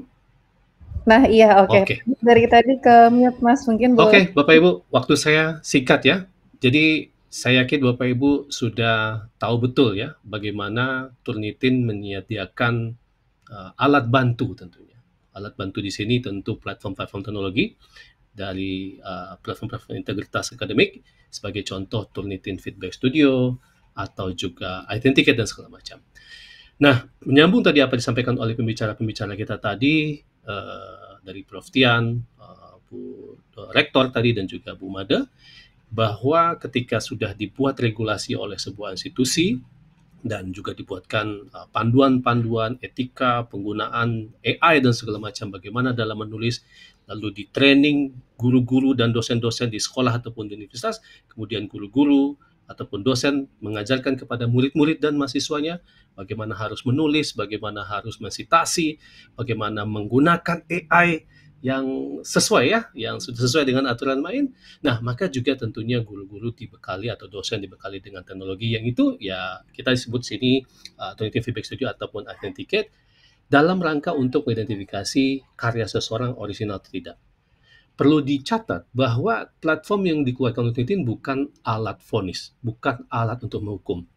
Walaupun ya masih banyak atau masih ada oknum-oknum, gak hanya di Indonesia ya, di negara-negara ASEAN, karena kebetulan saya juga memberikan training untuk beberapa negara ASEAN, oknum-oknum yang masih menggunakan alat-alat atau platform teknologi itu belum tepat. Nah, bagaimana caranya? Di Turnitin itu ada beberapa fitur. Nah, tergantung nanti dari langganan yang dimiliki oleh institusi Bapak Ibu. Similarity detection, Bapak Ibu tahu, ini yang sering dipanggil plagiarism detection, padahal keliru. Ini similarity detection. Sekali lagi, alat pendeteksi kemiripan teks, bukan alat pendeteksi plagiat. Jadi kalau muncul skor, bukan berarti pasti plagiat ya. Kemudian ada fitur bendera, dan satu lagi tentunya fitur AI writing detection. Nah, fitur AI writing detection ini yang baru ya, yang baru dan tentunya tergantung langganan Bapak Ibu. Kita mau lanjut sedikit di sini, saya mau tunjukin tentang ini. Memahami similarity report saya nggak akan bahas banyak, karena memahami similarity score ini simple. Persentase yang Bapak Ibu lihat itu bukan berarti kalau tinggi berarti karyanya jelek. Kalau rendah berarti bagus, belum tentu. Ya, jadi similarity score ini ketika sebuah karya atau dokumen yang nanti diupload ke dalam platform produk Turnitin, itu dibandingkan dengan miliaran database. Punya kemiripan, entah itu nama pengarangnya mirip, ditandai. Catatan kaki mirip, ditandai. Judul mirip, ditandai. Daftar pustaka mirip, ditandai. Ayat-ayat suci, pasal-pasal, undang-undang, fakta-fakta umum, apalagi sebutkan saja. Rumus-rumus ditandai. Plagiat ditandai. Maka berarti angka misalnya 44% di sini bukan berarti itu sudah pasti ada plagiatnya. Nah, maka best practice-nya adalah tentu Bapak Ibu sudah tahu itu kita harus cek dulu genrenya. Contoh, Bapak Ibu minta mahasiswa bikin puisi. Ketika Bapak Ibu mencek puisi, apakah Bapak Ibu punya ekspektasi sebagai pemeriksa di puisi itu nanti ada daftar pustaka, referensi, bibliografi, catatan kaki, istilah-istilah asing? Nggak ada kan? Karena ketika Bapak Ibu meminta seseorang membuat puisi atau karya-karya kreatif seperti cerpen, novel, atau personal reflection lah, misalnya habis jalan-jalan ke Candi Borobudur, oke, kalian bikin apa yang kalian rasakan, apa yang kalian rasakan dan apa yang kalian pengalaman waktu di sana. Nah, teman-teman di mahasiswa tentu akan membuat sesuai dengan apa yang pikiran mereka sendiri. Dan kalau ada kesamaan antara mahasiswa, berarti ya bisa saja mereka nyontek, atau kita lihat lagi konteksnya, mungkin paragraf itu ditampilkan dengan cara yang umum. Nah, ini di sini peran dari edukator ya. Jadi bukan alat ini yang menggantikan Bapak Ibu. Kalau seandainya karyanya itu adalah karya ilmiah seperti skripsi atau tesis atau laporan laboratorium yang nanti di situ muncul teori-teori, rumus-rumus, pasal-pasal, kemudian rumus misalnya dideteksi sebagai seperti, Bapak Ibu mau klaim itu sebagai plagiat? Kan enggak ya? Bagaimana emang rumus atau katakanlah pasal bisa diparafrase emangnya? Kan nggak mungkin diparafrase. Boleh nggak diparafrase? Hilang maknanya, rusak maknanya. Sehingga di situ nanti kalau untuk karya yang berbasis penelitian, ya, di mana kita di situ adalah contohnya skripsi segala macam, maka pemeriksa sudah paham apa saja kemiripan-kemiripan nanti yang sudah diekspektasikan bakal muncul. Nah, ini penting nih buat Bapak Ibu dosen yang ada di sini, teman-teman mahasiswa, tagih nih buat dosen kalian. Jangan diam aja, oke? Jadi penting buat dosen-dosen atau pengajar, guru-guru nanti, kita harus melihat dulu kalau seandainya nanti sudah kita set, katakanlah kampus, kami set similarity, skor kemiripan yang diterima sekian. Nah, harus kita lihat nanti similarity yang nampil itu apakah jangan-jangan merupakan iringan-iringan kata atau kalimat-kalimat paragraf yang sudah lengkap dengan tanda petik langsung dengan sitasi yang sudah diajarkan seperti Bapak Ibu ajarkan di perkuliahan atau minimal di semester 5 ya, metodologi penelitian ya diajarkan ya. Atau jangan-jangan itu merupakan ketika di-highlight sebagai similarity, jangan-jangan bagian tersebut ketika ditandai sebagai similarity merupakan bagian yang diparafrase tapi sudah disertai sitasi oleh penulisnya. Maka di sini sangat penting ya peran bahwa dari seorang pemeriksa adalah orang yang paham kaidah penulis ilmiah, dan ketika dia paham dia akan menggunakan pemahaman itu dalam menginterpretasi similarity. Oke, saya nggak mau jelaskan ini, Bapak Ibu tentu sudah pernah lihat. Intinya adalah yang penting itu bukan seberapa besar skor similarity yang Bapak Ibu lihat nanti pada platform Turnitin, Feedback Studio atau Authenticate, tapi bagaimana similarity tersebut disajikan. Ya, apakah dia disajikan nggak ada sitasinya, ada tanda kutip. Nah, ini kan ada tanda tanya, pertanyaan di sini. Kenapa dia lupa? Apakah jangan-jangan dia bikinnya SKS, sistem kebut semalam, sehingga nggak sempat atau nggak punya waktu untuk melakukan proofreading. Jadi udah ketik selesai, submit saja, nggak sempat untuk periksa. Padahal proofreading itu adalah baca ulang ya, itu adalah skill yang harus melekat dalam diri seorang penulis apapun ya, mau nulis skripsi, mau nulis jurnal apalagi. Ya, atau jangan-jangan dia copas saja, seperti yang warna pink ini ya, tidak disitasi, tidak dikutip. Maka artinya di sini terlihat jelas Bapak Ibu bahwa nggak penting skornya tinggi. Kalau skornya rendah, karyanya ilmiah, skornya 0, justru harus curiga. Mana sitasinya? Mana daftar pustakanya? Mana kemiripan-kemiripan terhadap teori-teori pasal-pasal segala macam? Oke, baik ya. Oke, sekarang kita AI Writing Report. AI Writing Report ini lebih mudah. Satu hal yang sering ditanya di berbagai kesempatan saya training di berbagai institusi di ASEAN, apa ada hubungan nggak antara AI score yang ditampilkan oleh Turnitin dengan similarity score? Nggak ada hubungan sama sekali. AI similarity score itu cara kerjanya adalah membandingkan isi tulisan dalam dokumen dengan miliaran database. Kalau mirip ditandai, ya mirip ditandai ya. Maka Bapak Ibu periksa menentukan yang mirip itu pelanggaran atau bukan. Bukan Turnitin yang gantiin Bapak Ibu. Tadi ada pertanyaan, bagaimana Turnitin mengklaim? Nggak ada, Turnitin nggak pernah klaim. Ya, Turnitin itu memberikan alat bantu yang nanti digunakan data poinnya oleh dosen-dosen, guru-guru untuk membuat penilaian berdasarkan banyak elemen. Nanti kita lihat. Nah, kalau AI rating score itu nanti itu adalah persentase yang ditunjukkan oleh Turnitin di sini yang kemungkinan besar memenuhi syarat itu dihasilkan oleh GenAI, ChatGPT dan kawan-kawan ya, Gemini ya, Perplexity dan lain-lain, termasuk juga nggak hanya GenAI, termasuk juga AI paraphrasing tool. Quillbot, Grammarly. Bapak Ibu sekarang coba ketik di Google, di browsernya, ketik Grammarly, itu mereka melabelkan diri sebagai apa? Apakah sebagai alat grammar? Enggak. Bapak Ibu lihat di situ disebut di situ AI tool. Bapak Ibu lihat di situ ya AI itu. Bapak ketik aja. Di paling atas nanti akan muncul Grammarly itu dia .2, di situ dia AI free enablement feature seperti itu. Nah, jadi apapun yang berbasis LLM itu akan dideteksi. Mau nanti dia disebut AI generative tool seperti ChatGPT, Gemini, Perplexity, mau nanti AI paraphrasing tool seperti Quillbot, mau nanti AI bypasser atau AI humanizer. Wah, sekarang macam-macam ya.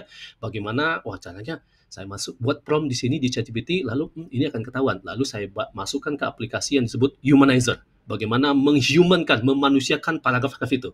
Nah, itu didetek oleh AI Turnitin. Ya karena kan itu bukan dari pikiran si penulis, itu dia minta ChatGPT, lalu dia supaya nggak ketahuan, lalu dia ini kan sudah ada kegiatan manipulasi di sini, ada integritas yang bermasalah di sini. Nah, maka bagaimana mendefinisikannya gampang. Ada pernah suatu waktu saya memberikan training untuk sekolah internasional di Indonesia, SMP levelnya, saya tanya, boleh nggak pakai? Nggak boleh. Di sini murid-murid kami SMP di sini nanti mereka harus bikin essay, itu harus murni dari pikiran mereka sendiri. Karena personal reflection, nggak boleh ada AI-nya ya, nggak boleh menggunakan AI. Maka di sini Bapak Ibu ya skornya harus 0.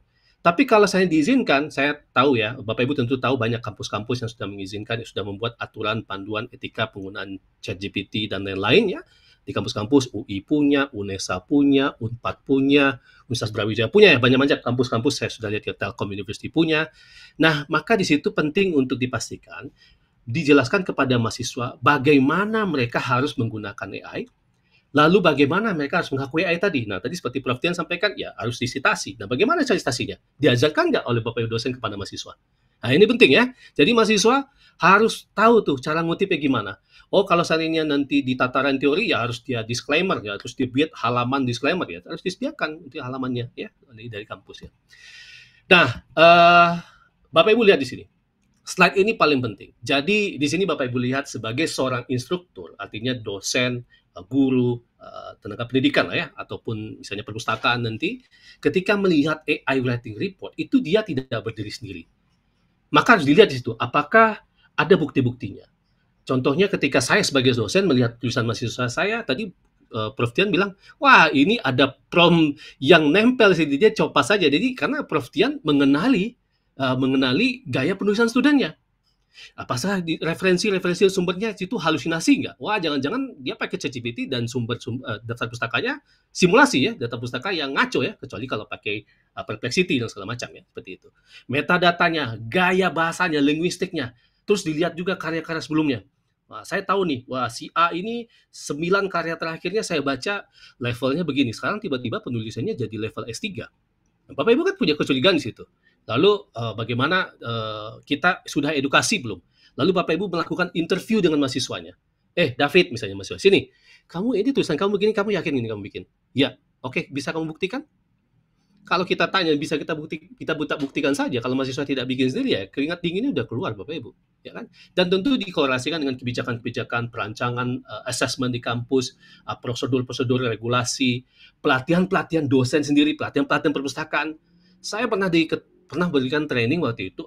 Ketika saya berikan pertanyaan, apakah Bapak Ibu di sini sudah pernah menggunakan ChatGPT? Ada dosen, ada tenaga teknik yang tidak pernah tahu ChatGPT itu cara kerja seperti apa.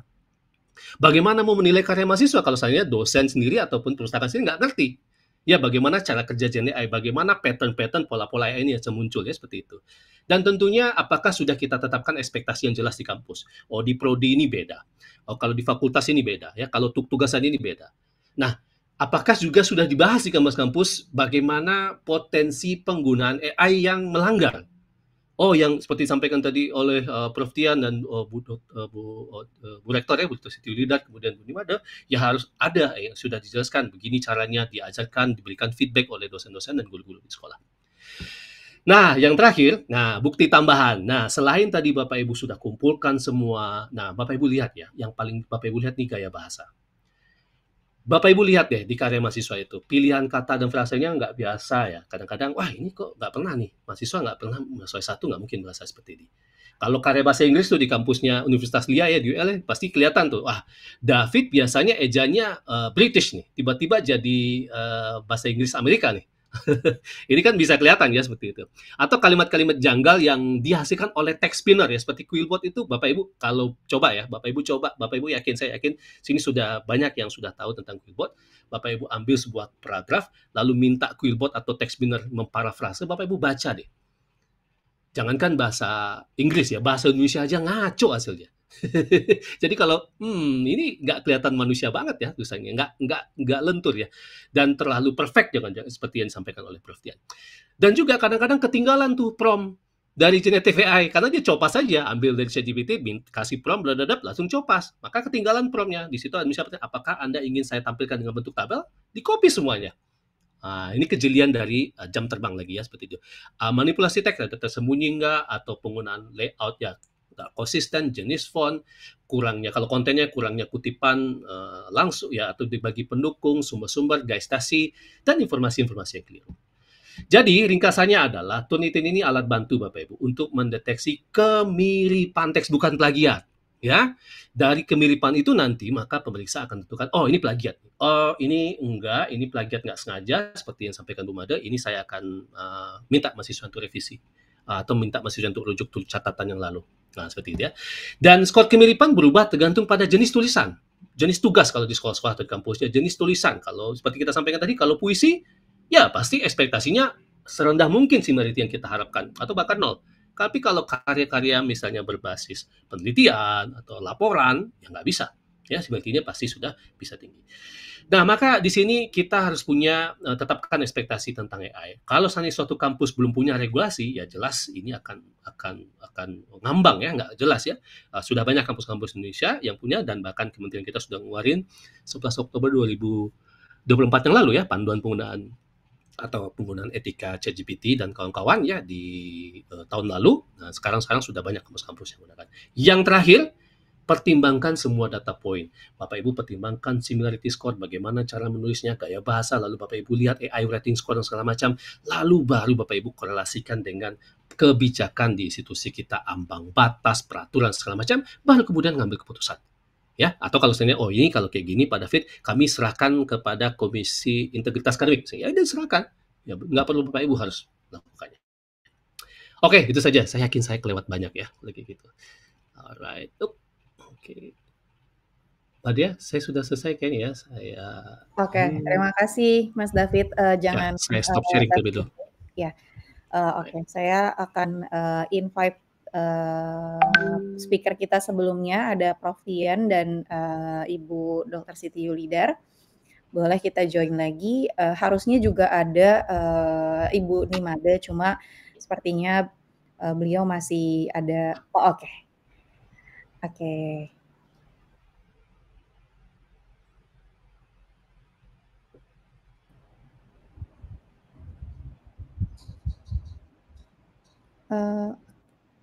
Tinggal Bu Prof. Tian nih.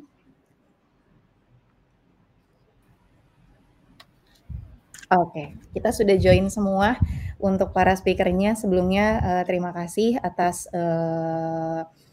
paparan materinya. Beberapa partisipan tadi banyak yang menanyakan minta materinya ya gitu. Nanti untuk materi dan recording, insya Allah kita akan kirimkan setelah sesi ini berakhir gitu. Nah, mungkin Mas David bisa bantu saya juga nih untuk sesi Q&A-nya. Pertama, tadi yang sudah ada, yang sudah ditujukan khusus untuk Bu Prof. Tian gitu ya. Ini saya pin, apakah oke.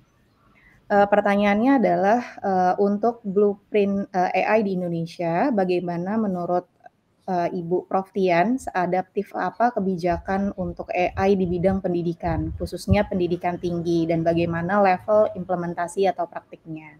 Silakan, Prof.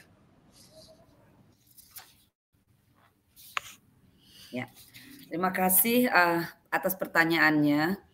Ini saya nggak tahu apakah saya bisa menjawab sepenuhnya ya, karena tentu yang bisa menjawab sebetulnya orang dikti ya.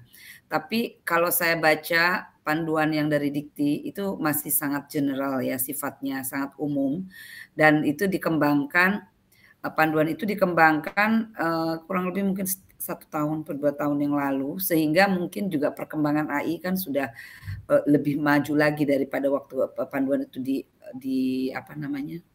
dibuat ya. Nah, memang kan di mana-mana ya, kalau berurusan dengan teknologi itu, yang namanya blueprint, yang namanya panduan, yang namanya pedoman, yang namanya aturan itu selalu ketinggalan. Karena teknologi itu kan bergeraknya cepat sekali ya. Bayangkan AI itu kan baru kita tahu gitu sejak si OpenAI bikin ngerilis ChatGPT. Itu mungkin di Indonesia kan itu baru sekitar bulan November 2022 ya. Sekarang baru 2025, tapi dari ChatGPT versi waktu itu sampai sekarang itu kan mungkin udah hampir seperti bumi dan langit ya. Jadi memang kita tidak bisa berharap bahwa itu tuh bisa dengan kecepatan yang sama begitu ya. Dan di sisi lain memang Indonesia sendiri blueprint itu masih sedang dirancang sekarang, belum jadi. Jadi kemarin tuh saya ngobrol dengan deputi dari PMK ya. Jadi Komdigi dengan deputi dengan PMK itu Menko PMK itu sama satu lagi sama Kemendikti-Saintek dan Dikdesmen itu mereka sedang merancang roadmap dan juga kebijakan untuk pemanfaatan AI bukan hanya untuk pendidikan tapi untuk segala hal termasuk untuk kesehatan juga. Oh di dalamnya kalau nggak salah juga ada Kemenkes gitu ya di dalam tim itu yang nantinya itu akan diturunkan menjadi pedoman-pedoman dan juga akan ada perpres katanya nanti, kemudian akan ada bawahnya perpres tuh mungkin ada SK Menteri ya, SK Menteri teknis terkait di masing-masing bidang. Jadi itu aja masih dalam perjalanan menuju yang baru pertama akan kita punya begitu ya. Nah, jangan-jangan nanti ketika itu jadi gitu, si AI ini udah bentuknya udah bukan kayak sekarang lagi ya. Jadi yang mungkin yang sekarang menjadi concern kita itu nanti udah tidak menjadi concern lagi, barangkali sudah menjadi sesuatu yang biasa.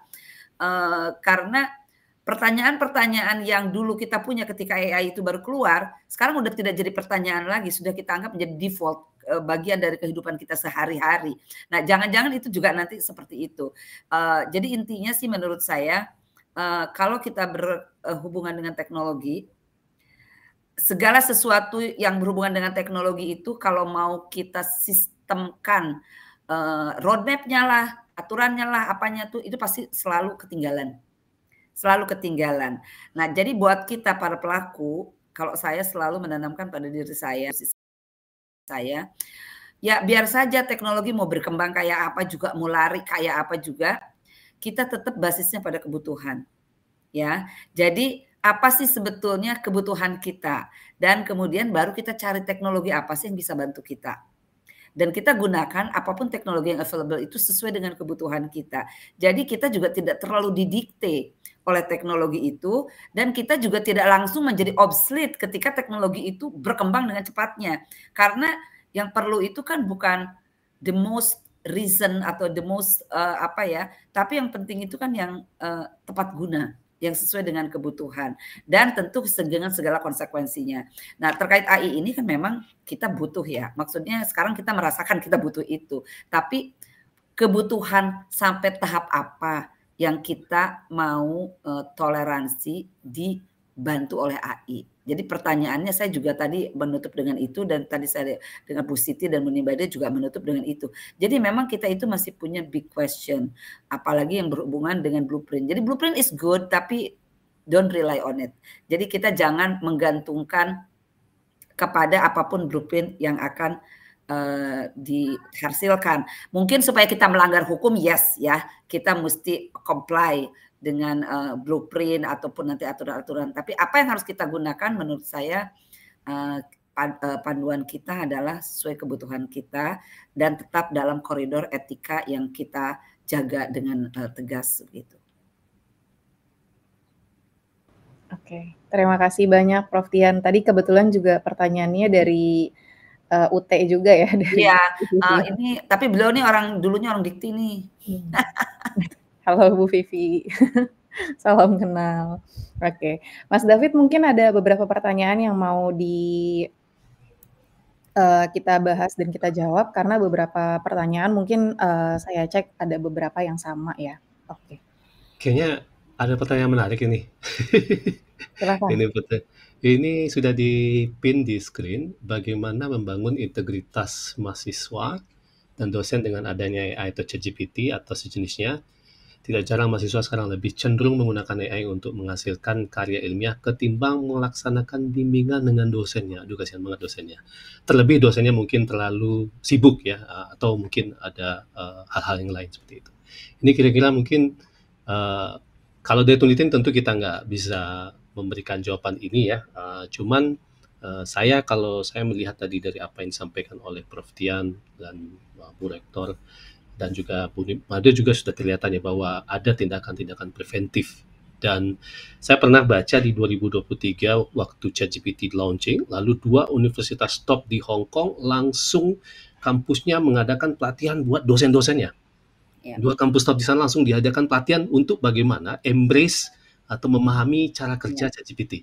Wah, ini menarik ya. Dan di Indonesia saya yakin banyak juga kampus-kampus yang melakukan. Mungkin bisa sharing dari pengalaman Prof. Tian, Bu Dr. Siti Lidar, dan juga Bu Made untuk kasus ini. Silakan, Prof. Atau Bu Siti Lidar dulu deh ya. Oh, silakan Bu Siti. Tadi Prof sudah ya. Habis ini Prof, silakan. Terima kasih Pak David. Ini tadi kembali ya kepada yang saya sampaikan di awal gitu. Latar belakang saya itu adalah pendidikan. Jadi itu concern-nya itu sangat besar di dalam kegiatan apapun bagaimana ya membelajarkan mahasiswa ini gitu kan. Kalau kembali ke zaman dulu gitu ya, artinya kalau belajar itu kan ada perubahan perilaku ya, yang tadinya tidak tahu menjadi tahu, yang tadinya nggak terampil sekarang terampil gitu. Nah, di proses itu gitu yang menjadi penekanan pada kita.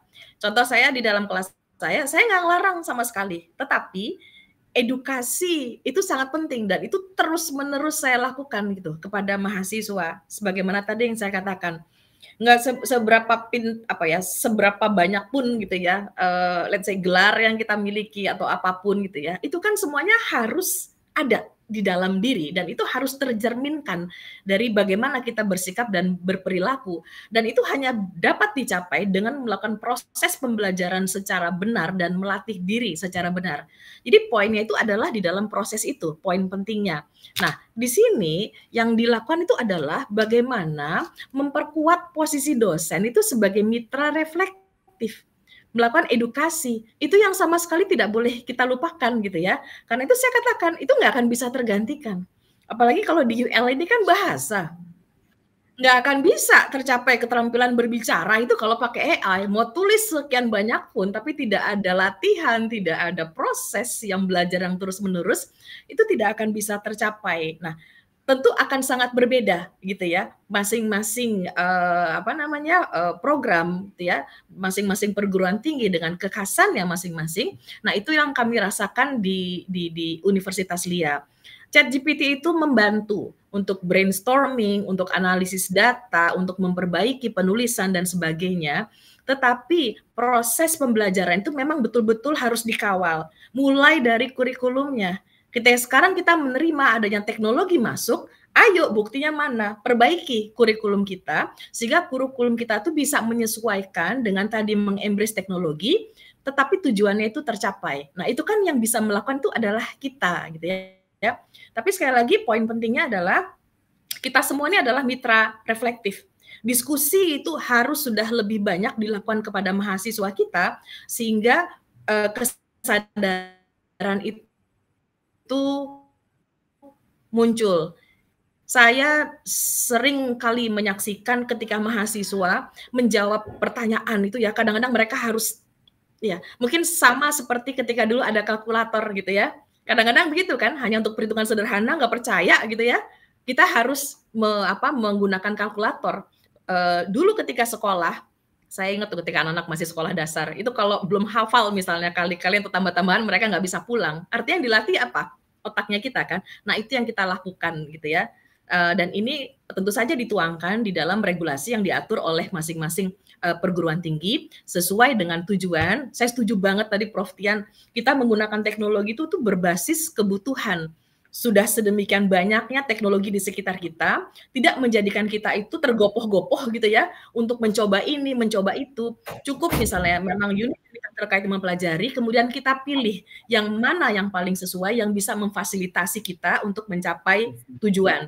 Jadi bukan sesuatu yang harus diterima begitu saja. Secara umum teknologi ya, we have to embrace technology, tapi bagaimana kita memanfaatkan teknologi itu untuk mencapai tujuan kita. Gitu. Demikian dari saya, Mas David dan Mbak Dea. Makasih, Bu Rektor. Kita tahan dulu, jangan ke Prof. Tian dulu, ke Bu Made dulu, Prof. Tian terakhir aja. Karena kayaknya ini pertanyaannya cuma itu yang kita jawab, karena kita waktu udah kelewat banyak. Saya tadi udah dicolek ke Mbak Dea, ini jangan kelamaan. Bu Made, silakan Bu Made. Ya, terima kasih.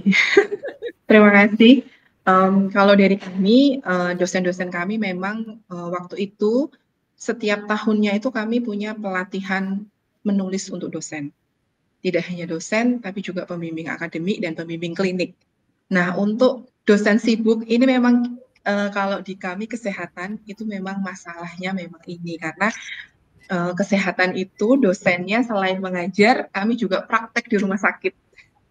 Nah, sehingga waktunya kita itu memang terbatas. Sehingga kampus kami itu mempunyai strategi, bimbingannya adalah dengan mentor. Jadi kita bimbingannya berjenjang, tidak langsung ke dosennya dulu, tapi ke pembimbing akademik jika itu di kampus. Untuk di rumah sakit, kalau mahasiswa praktek, ketika mereka membuat laporan, yang ngecek pembimbing klinik dulu. baru naik ke dosen, setelah itu, setelah dicek oleh dosen, baru dicek lagi oleh koordinatornya, koordinator klinik atau koordinator akademi. Nah, untuk kami juga dosennya itu, waktu itu pernah kami ada workshop di mana kita dijelaskan tentang AI itu sendiri. Jadi kita dijelaskan AI itu apa saja, kemudian caranya membuat prompt itu bagaimana, sehingga ketika mahasiswa kita menggunakan AI, kita itu paham bahwa ini adalah salah satu penerapan AI. Nah, untuk kesadaran itu kami dosen-dosennya di sini diberikan workshop oleh kampus. Nah, untuk setiap tahunnya, untuk kemampuan menulis dosen, untuk menjaga integritas akademik di kampus kami, setiap tahunnya kami ada pelatihan penulisan. Kalau untuk mahasiswa sendiri, dari semester 2, kita sudah ada mata kuliah penulisan di semester 2 dan semester 3. Selain itu, kami juga ada mata kuliah tersendiri di metodologi riset, di mana kalau misalnya menulis riset yang baik dan benar itu seperti apa. Jadi memang kalau di kami semuanya ada berjenjang ya Pak ya, karena ya kondisi kami yang dimana kami harus membagi waktu antara pasien, mahasiswa. Jadi memang untuk strateginya di kampus kami seperti itu. Sehingga integritas dari mahasiswa dan dosen itu tetap tercipta. Kita tetap pada kaidah-kaidah yang benar gitu Pak dari kami. Terima kasih. Makasih Bu Mada. Tadi yang saya tangkap satu tuh, mahasiswa adalah pasien. Ini menarik ya, karena saya sering dengar bahwa banyak edukator yang memakai jubah polisi atau jubah hakim ya, langsung vonis ya. Saya lebih tertarik kalau edukator memakai jubah dokter, karena tujuannya merawat ya, menyembuhkan ya, mengobati ya, bukan menghukum yang memberikan vonis. Oke, menarik. Terima kasih Bu Mada. Prof Tian, silakan Prof Tian, mungkin singkat saja. Ya, terima kasih. Jadi saya setuju ya dengan Ibu Siti, dengan Bu Nimade, setuju ya itu. Mungkin saya ingin menambah saja. Jadi memang tantangan terbesar sekarang itu ada di dosen. Ya, karena mahasiswa itu kan pada posisi yang harus diajari oleh kita. Jadi kalau mereka nggak ngerti, kalau mereka melanggar itu berarti ya kitanya kurang ngajarin gitu kan. Nah, oleh karena itu memang sekarang diskursus yang sedang banyak most discussed topic gitu ya, kalau kita lagi conference berhubungan dengan AI itu adalah kita harus merevitalisasi pedagogi kita. Jadi pedagogi di era AI itu seperti apa? Jadi kan kita pernah mengalami macam-macam pedagogi ya, dari mungkin dulu metode ceramah, terus sekarang diketahui yang pakai metode apa. Tapi sekarang bagaimana kita membuat pedagogi baru yang memang berdampingan dengan kehadiran AI itu. Jadi AI itu tidak dijadikan musuh oleh kita, tapi dijadikan mitra belajar seperti kata Bu Siti tadi ya. Jadi misalnya termasuk bagaimana kita meminta mahasiswa itu misalnya mencari misalnya kalau dulu kan pertama kita misalnya teori itu kita ceramahkan, kemudian kita bilang oh enggak gitulah, teori itu enggak sekarang itu udah nggak musim, sekarang kan yang namanya ilmu pengetahuan itu udah di mana-mana, mahasiswa itu udah bisa cari sendiri, tetapi kan tetap harus dicurated oleh kita misalnya kan, jadi nggak bisa kita lepas aja ke lautan internet itu, tapi tetap kita berkatakan kalian harus cari resources yang dapat dipercaya, artinya kan dosen itu memiliki kewajiban untuk melakukan kurasi terhadap website-website yang dapat dipercaya gitu kan. Nah sekarang kita juga memiliki kewajiban bagaimana kita mengatakan ini ada lagi nih sumber informasi yang udah lebih gila lagi nih dari cuma sekedar Google search gitu kan. Nah sekarang kita mesti ngajarin mereka bagaimana menggunakan ini. Kan kita kalau kita dulu mengkurasi alamat-alamat website, mungkin sekarang kita mesti melakukan apa. Jadi misalnya saya dengar cerita ya kemarin dari salah satu saya juga baru ikut conference di Bangkok sekitar sebulan yang lalu. Dia bilang jadi dia sekarang untuk penyampaian materi itu sepenuhnya itu dia suruh mahasiswa itu cari ke AI. Yang dia lakukan adalah misalnya ya dia bilang, jadi dia kasih topik, terus dia suruh mahasiswa itu mengembangkan dari topik besar itu menjadi topik-topik kecil sesuai dengan silabus untuk sesi itu gitu ya. Nah, tapi dia kasih tahu, kamu cari masing-masing individu buat prompt sendiri, tapi dengan prompt yang sama, kamu cari di minimal 5 AI tools yang berbeda. Tugasnya si dosennya nyuruhnya. Kemudian kalian bandingkan hasilnya. mana yang lebih kalian percayai, dan kalian terus cek dan recheck mana menurut kalian yang paling lebih memberikan hasil yang akurat. Kemudian nanti kamu cocokkan dengan modul yang sudah saya kembangkan.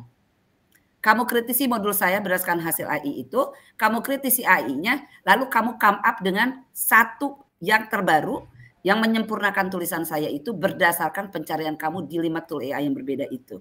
Itu untuk penyampaian materinya, kata dia. Ini saya juga belum mempraktekkan. Jadi ini saya sharing apa yang di-sharingkan oleh dia itu dari mana ya kemarin? Dia sebetulnya orang Korea, tapi dia banyak di Amerika. Nah, kemudian kalau assessment ini yang udah saya praktekkan sendiri. Membuat assessment, bagaimana kita membuat pertanyaan-pertanyaan yang membuat mahasiswa itu emang udah pasti dia nyari ke AI. Tapi ketika dia dapat jawaban dari AI tetap membuat dia mikir. Kalau itu saya udah praktekkan kalau membuat assessment. Jadi saya selalu bertanya gini, oke, sekarang ada masalah gini. Misalnya saya ambil dari koran apa dari mana gitu. Karena saya kebetulan mata kuliah saya itu kan mata kuliah seminar dan dalam rangka mempersiapkan mereka menulis proposal tesis dan disertasi ya mata kuliah saya itu. Jadi sekarang kalau ada masalah seperti ini sebenarnya menurut kamu masalah yang bisa diteliti itu apa? Karena kan kita tahu ada topik yang besar, ada researchable gitu kan. Nggak semua topik besar itu researchable. Bagaimana kamu bisa menurunkan dari suatu isu yang sedang beredar dan viral ini menjadi suatu researchable topik, topik begitu ya. Itu yang menurut kamu sendiri. Kemudian kamu post deh ini upload ke AI. Kamu minta AI tanya, kamu bikin prompt, apa yang bisa menjadi researchable di sini? Kamu setuju nggak dengan pendapat AI? Kalau kamu lebih setuju dia, kenapa? Atau kamu lebih setuju pendapat kamu awal? Misalnya kayak gitu. Jadi memang pedagogi kita tuh harus berubah. Mungkin di awal-awal akan capek buat kita karena kita belum biasa gitu ya. Tapi saya kira only that what we can do ya. Kalau misalnya kita tidak melakukan perubahan, jadi kurikulum yes berubah dan kurikulum itu di dalamnya ada unsur pedagoginya. Nah, karena kita kalau bicara kurikulum biasanya orang suka mikir daftar mata kuliah atau daftar topik gitu ya. Tapi sebetulnya apa yang dimaksud dengan Ibu Siti tadi saya setuju. Kurikulum itu harus diubah dan the big chunk of that curriculum that we have to change is the pedagogy. Gitu ya. Jadi mungkin memang ini lebih banyak PR di kita sebagai pendidiknya. Tapi walaupun demikian tidak mengurangi signifikansi dari kebutuhan kita memberikan awareness kepada mahasiswa tentang kalau dia over reliance on AI now itu dia akan rugi di masa yang akan datang. Karena apa? Karena dia menyia-nyiakan kesempatan dia untuk melatih daya pikirnya. Nah, jadi dan itu dosa kita. Kalau kita merampas hak mahasiswa untuk mengembangkan daya pikirnya ketika mereka sedang ada dalam usia pembinaan di bawah tanggung jawab kita. Jadi saya kira sebagai pendidik memang kita sekarang itu di titik yang luar biasa challenging-nya. Tapi yet it's exciting too. Jadi ya kalau saya sih saya nikmatin aja prosesnya. Sambil saya lihat ini kemana nih ujungnya gitu ya. Tapi ya tentu kegalauan itu ada di kita semua ya Bu Siti ya, Bu Made ya. Jadi dan terutama belakangan emang saya semakin galau setelah mendengarkan video-video orang-orang ahli AI yang kemudian pada mengundurkan diri dari jabatannya pada perusahaan-perusahaan AI itu karena kekhawatiran-kekhawatiran yang yaitu yang akhirnya kata dia kan ada yang mengatakan AI itu tidak bisa mereplace manusia. Tapi manusia yang tidak pakai AI akan di-replace oleh manusia yang pakai AI. Tapi menurut ahli-ahli AI itu bisa mengalahkan manusia.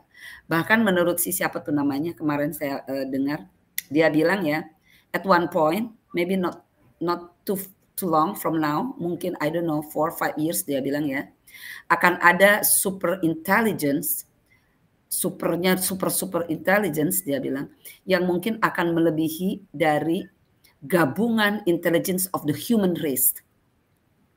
Bisa dibayangkan enggak? Kita ngadepin orang pintar satu aja suka udah pusing gitu kan.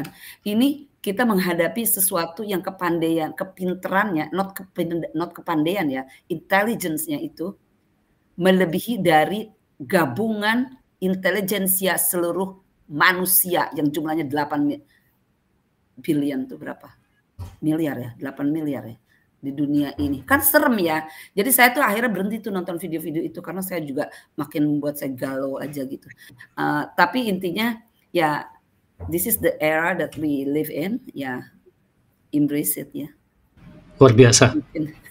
Mantap. Makasih Prof Dian. Saya ketika Prof Dian cerita ini saya jadi ingat nih bahwa teman saya bilang, dosen juga dia bilang ketika saya punya kekhawatiran, dia bilang, "Tenang aja Fit, bahwa edukasi tidak pernah kalah dan selalu survive di setiap gonjang-ganjing teknologi. Dulu waktu kalkulator keluar, pendidikan matematika malah berkembang. Iya. Matematika nggak hilang. Kemudian Google keluar waktu awal 90-an juga terus berkembang, dan juga dengan AI. Tapi saya sepakat dengan tadi sampaikan oleh Prof. Tian, Bu Sri tadi, bahwa kita harus reshape ya, kita harus kurikulumnya dan pedagoginya. Nah, ini menarik. Dan juga saya ingat ada seorang dosen waktu itu, dia cerita, saya ngajar elektro pada Fit, lalu saya minta kepada mahasiswa saya kasih satu topik, mereka buat prompt bebas saja, lalu mereka present di kelas. Ya. Dan mereka saya bagi dalam beberapa kelompok, kampusnya Universitas Pelita Harapan kalau salah saya waktu itu. Lalu mereka debat di situ, dan mereka menyadari di situ ternyata AI menghasilkan jawaban yang berbeda-beda dan banyak kesalahan-kesalahan. Di situ mahasiswa jadi sadar. Jadi dosen ini membuat mahasiswa sadar bahwa jangan bergantung pada AI, seperti yang Prof. Tian sampaikan tadi, seperti yang Bu Made sampaikan tadi, dan Bu Yulita sampaikan tadi, kita harus ngajari mahasiswa untuk berpikir kritis dan cek dan recheck. Mana yang lebih percaya? Kalau kita lebih yakin dengan hasil pikiran kritis kita, ya mahasiswa harus pakai itu. Jangan sampai pakai dari AI. Menarik sekali. Oke, saya sudah dicolek oleh Mbak Dia. Mbak Dia, saya kembalikan ke Mbak Dia. Kesimpulannya, kalau saya tadi lihat ya, kata kunci yang paling menarik adalah regulasi.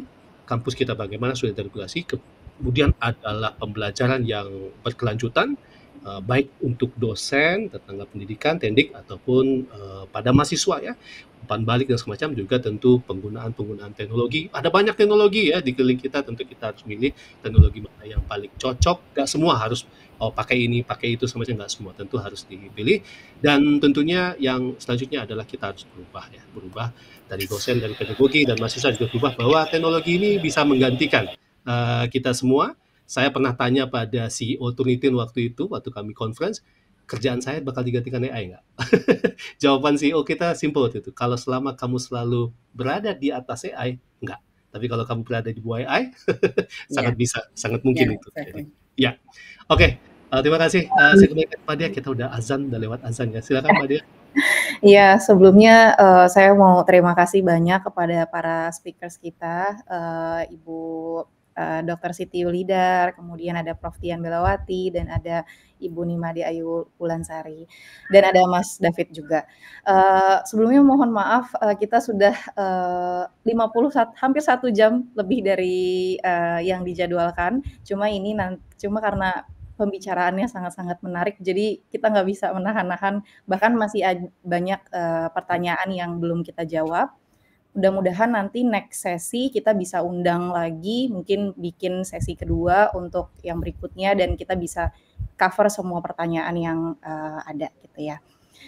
Oke, terima kasih banyak juga untuk para partisipan yang sudah meluangkan waktunya, yang sudah bertanya, aktif sekali bertanya. Semoga nanti informasi yang diharapkan, informasi yang telah dibagikan dapat bermanfaat bagi kita semua dalam praktik pendidikan sehari-hari gitu ya, untuk menghadapi tantangan di era digital.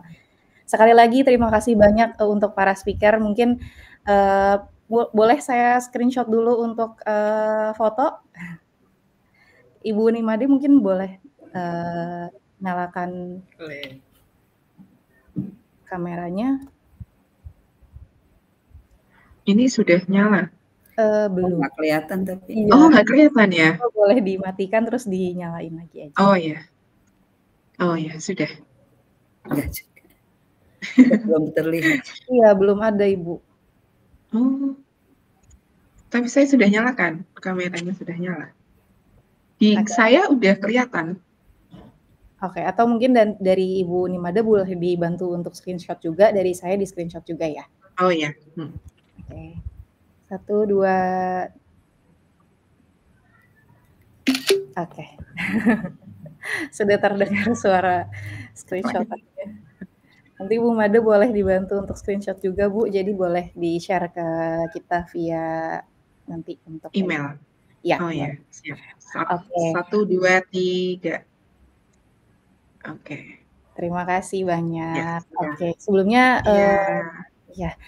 untuk partisipan yang sudah hadir tadi yang menanyakan materi dan juga recordingnya, nanti insya Allah akan dikirimkan setelah sesi ini berakhir oleh tim kami, tetapi sebelumnya juga bisa diisi surveinya gitu ya, yang nantinya akan dikirimkan juga oleh tim kami. gitu. Terima kasih banyak sekali lagi untuk Prof. Tian, Ibu Yulida, kemudian Bu Nimade, Mas David. Semoga nanti kita bisa bertemu lagi di sesi-sesi berikutnya ya untuk diteruskan. Terima kasih Mbak Tria, Mas Terima David. kasih. Terima kasih Bu Rektor, Prof. Tian, Bu Mohon Made. maaf apabila ada salah-salah kata Ya. ya. Sama-sama. Terima Terima kasih. kasih. Assalamualaikum.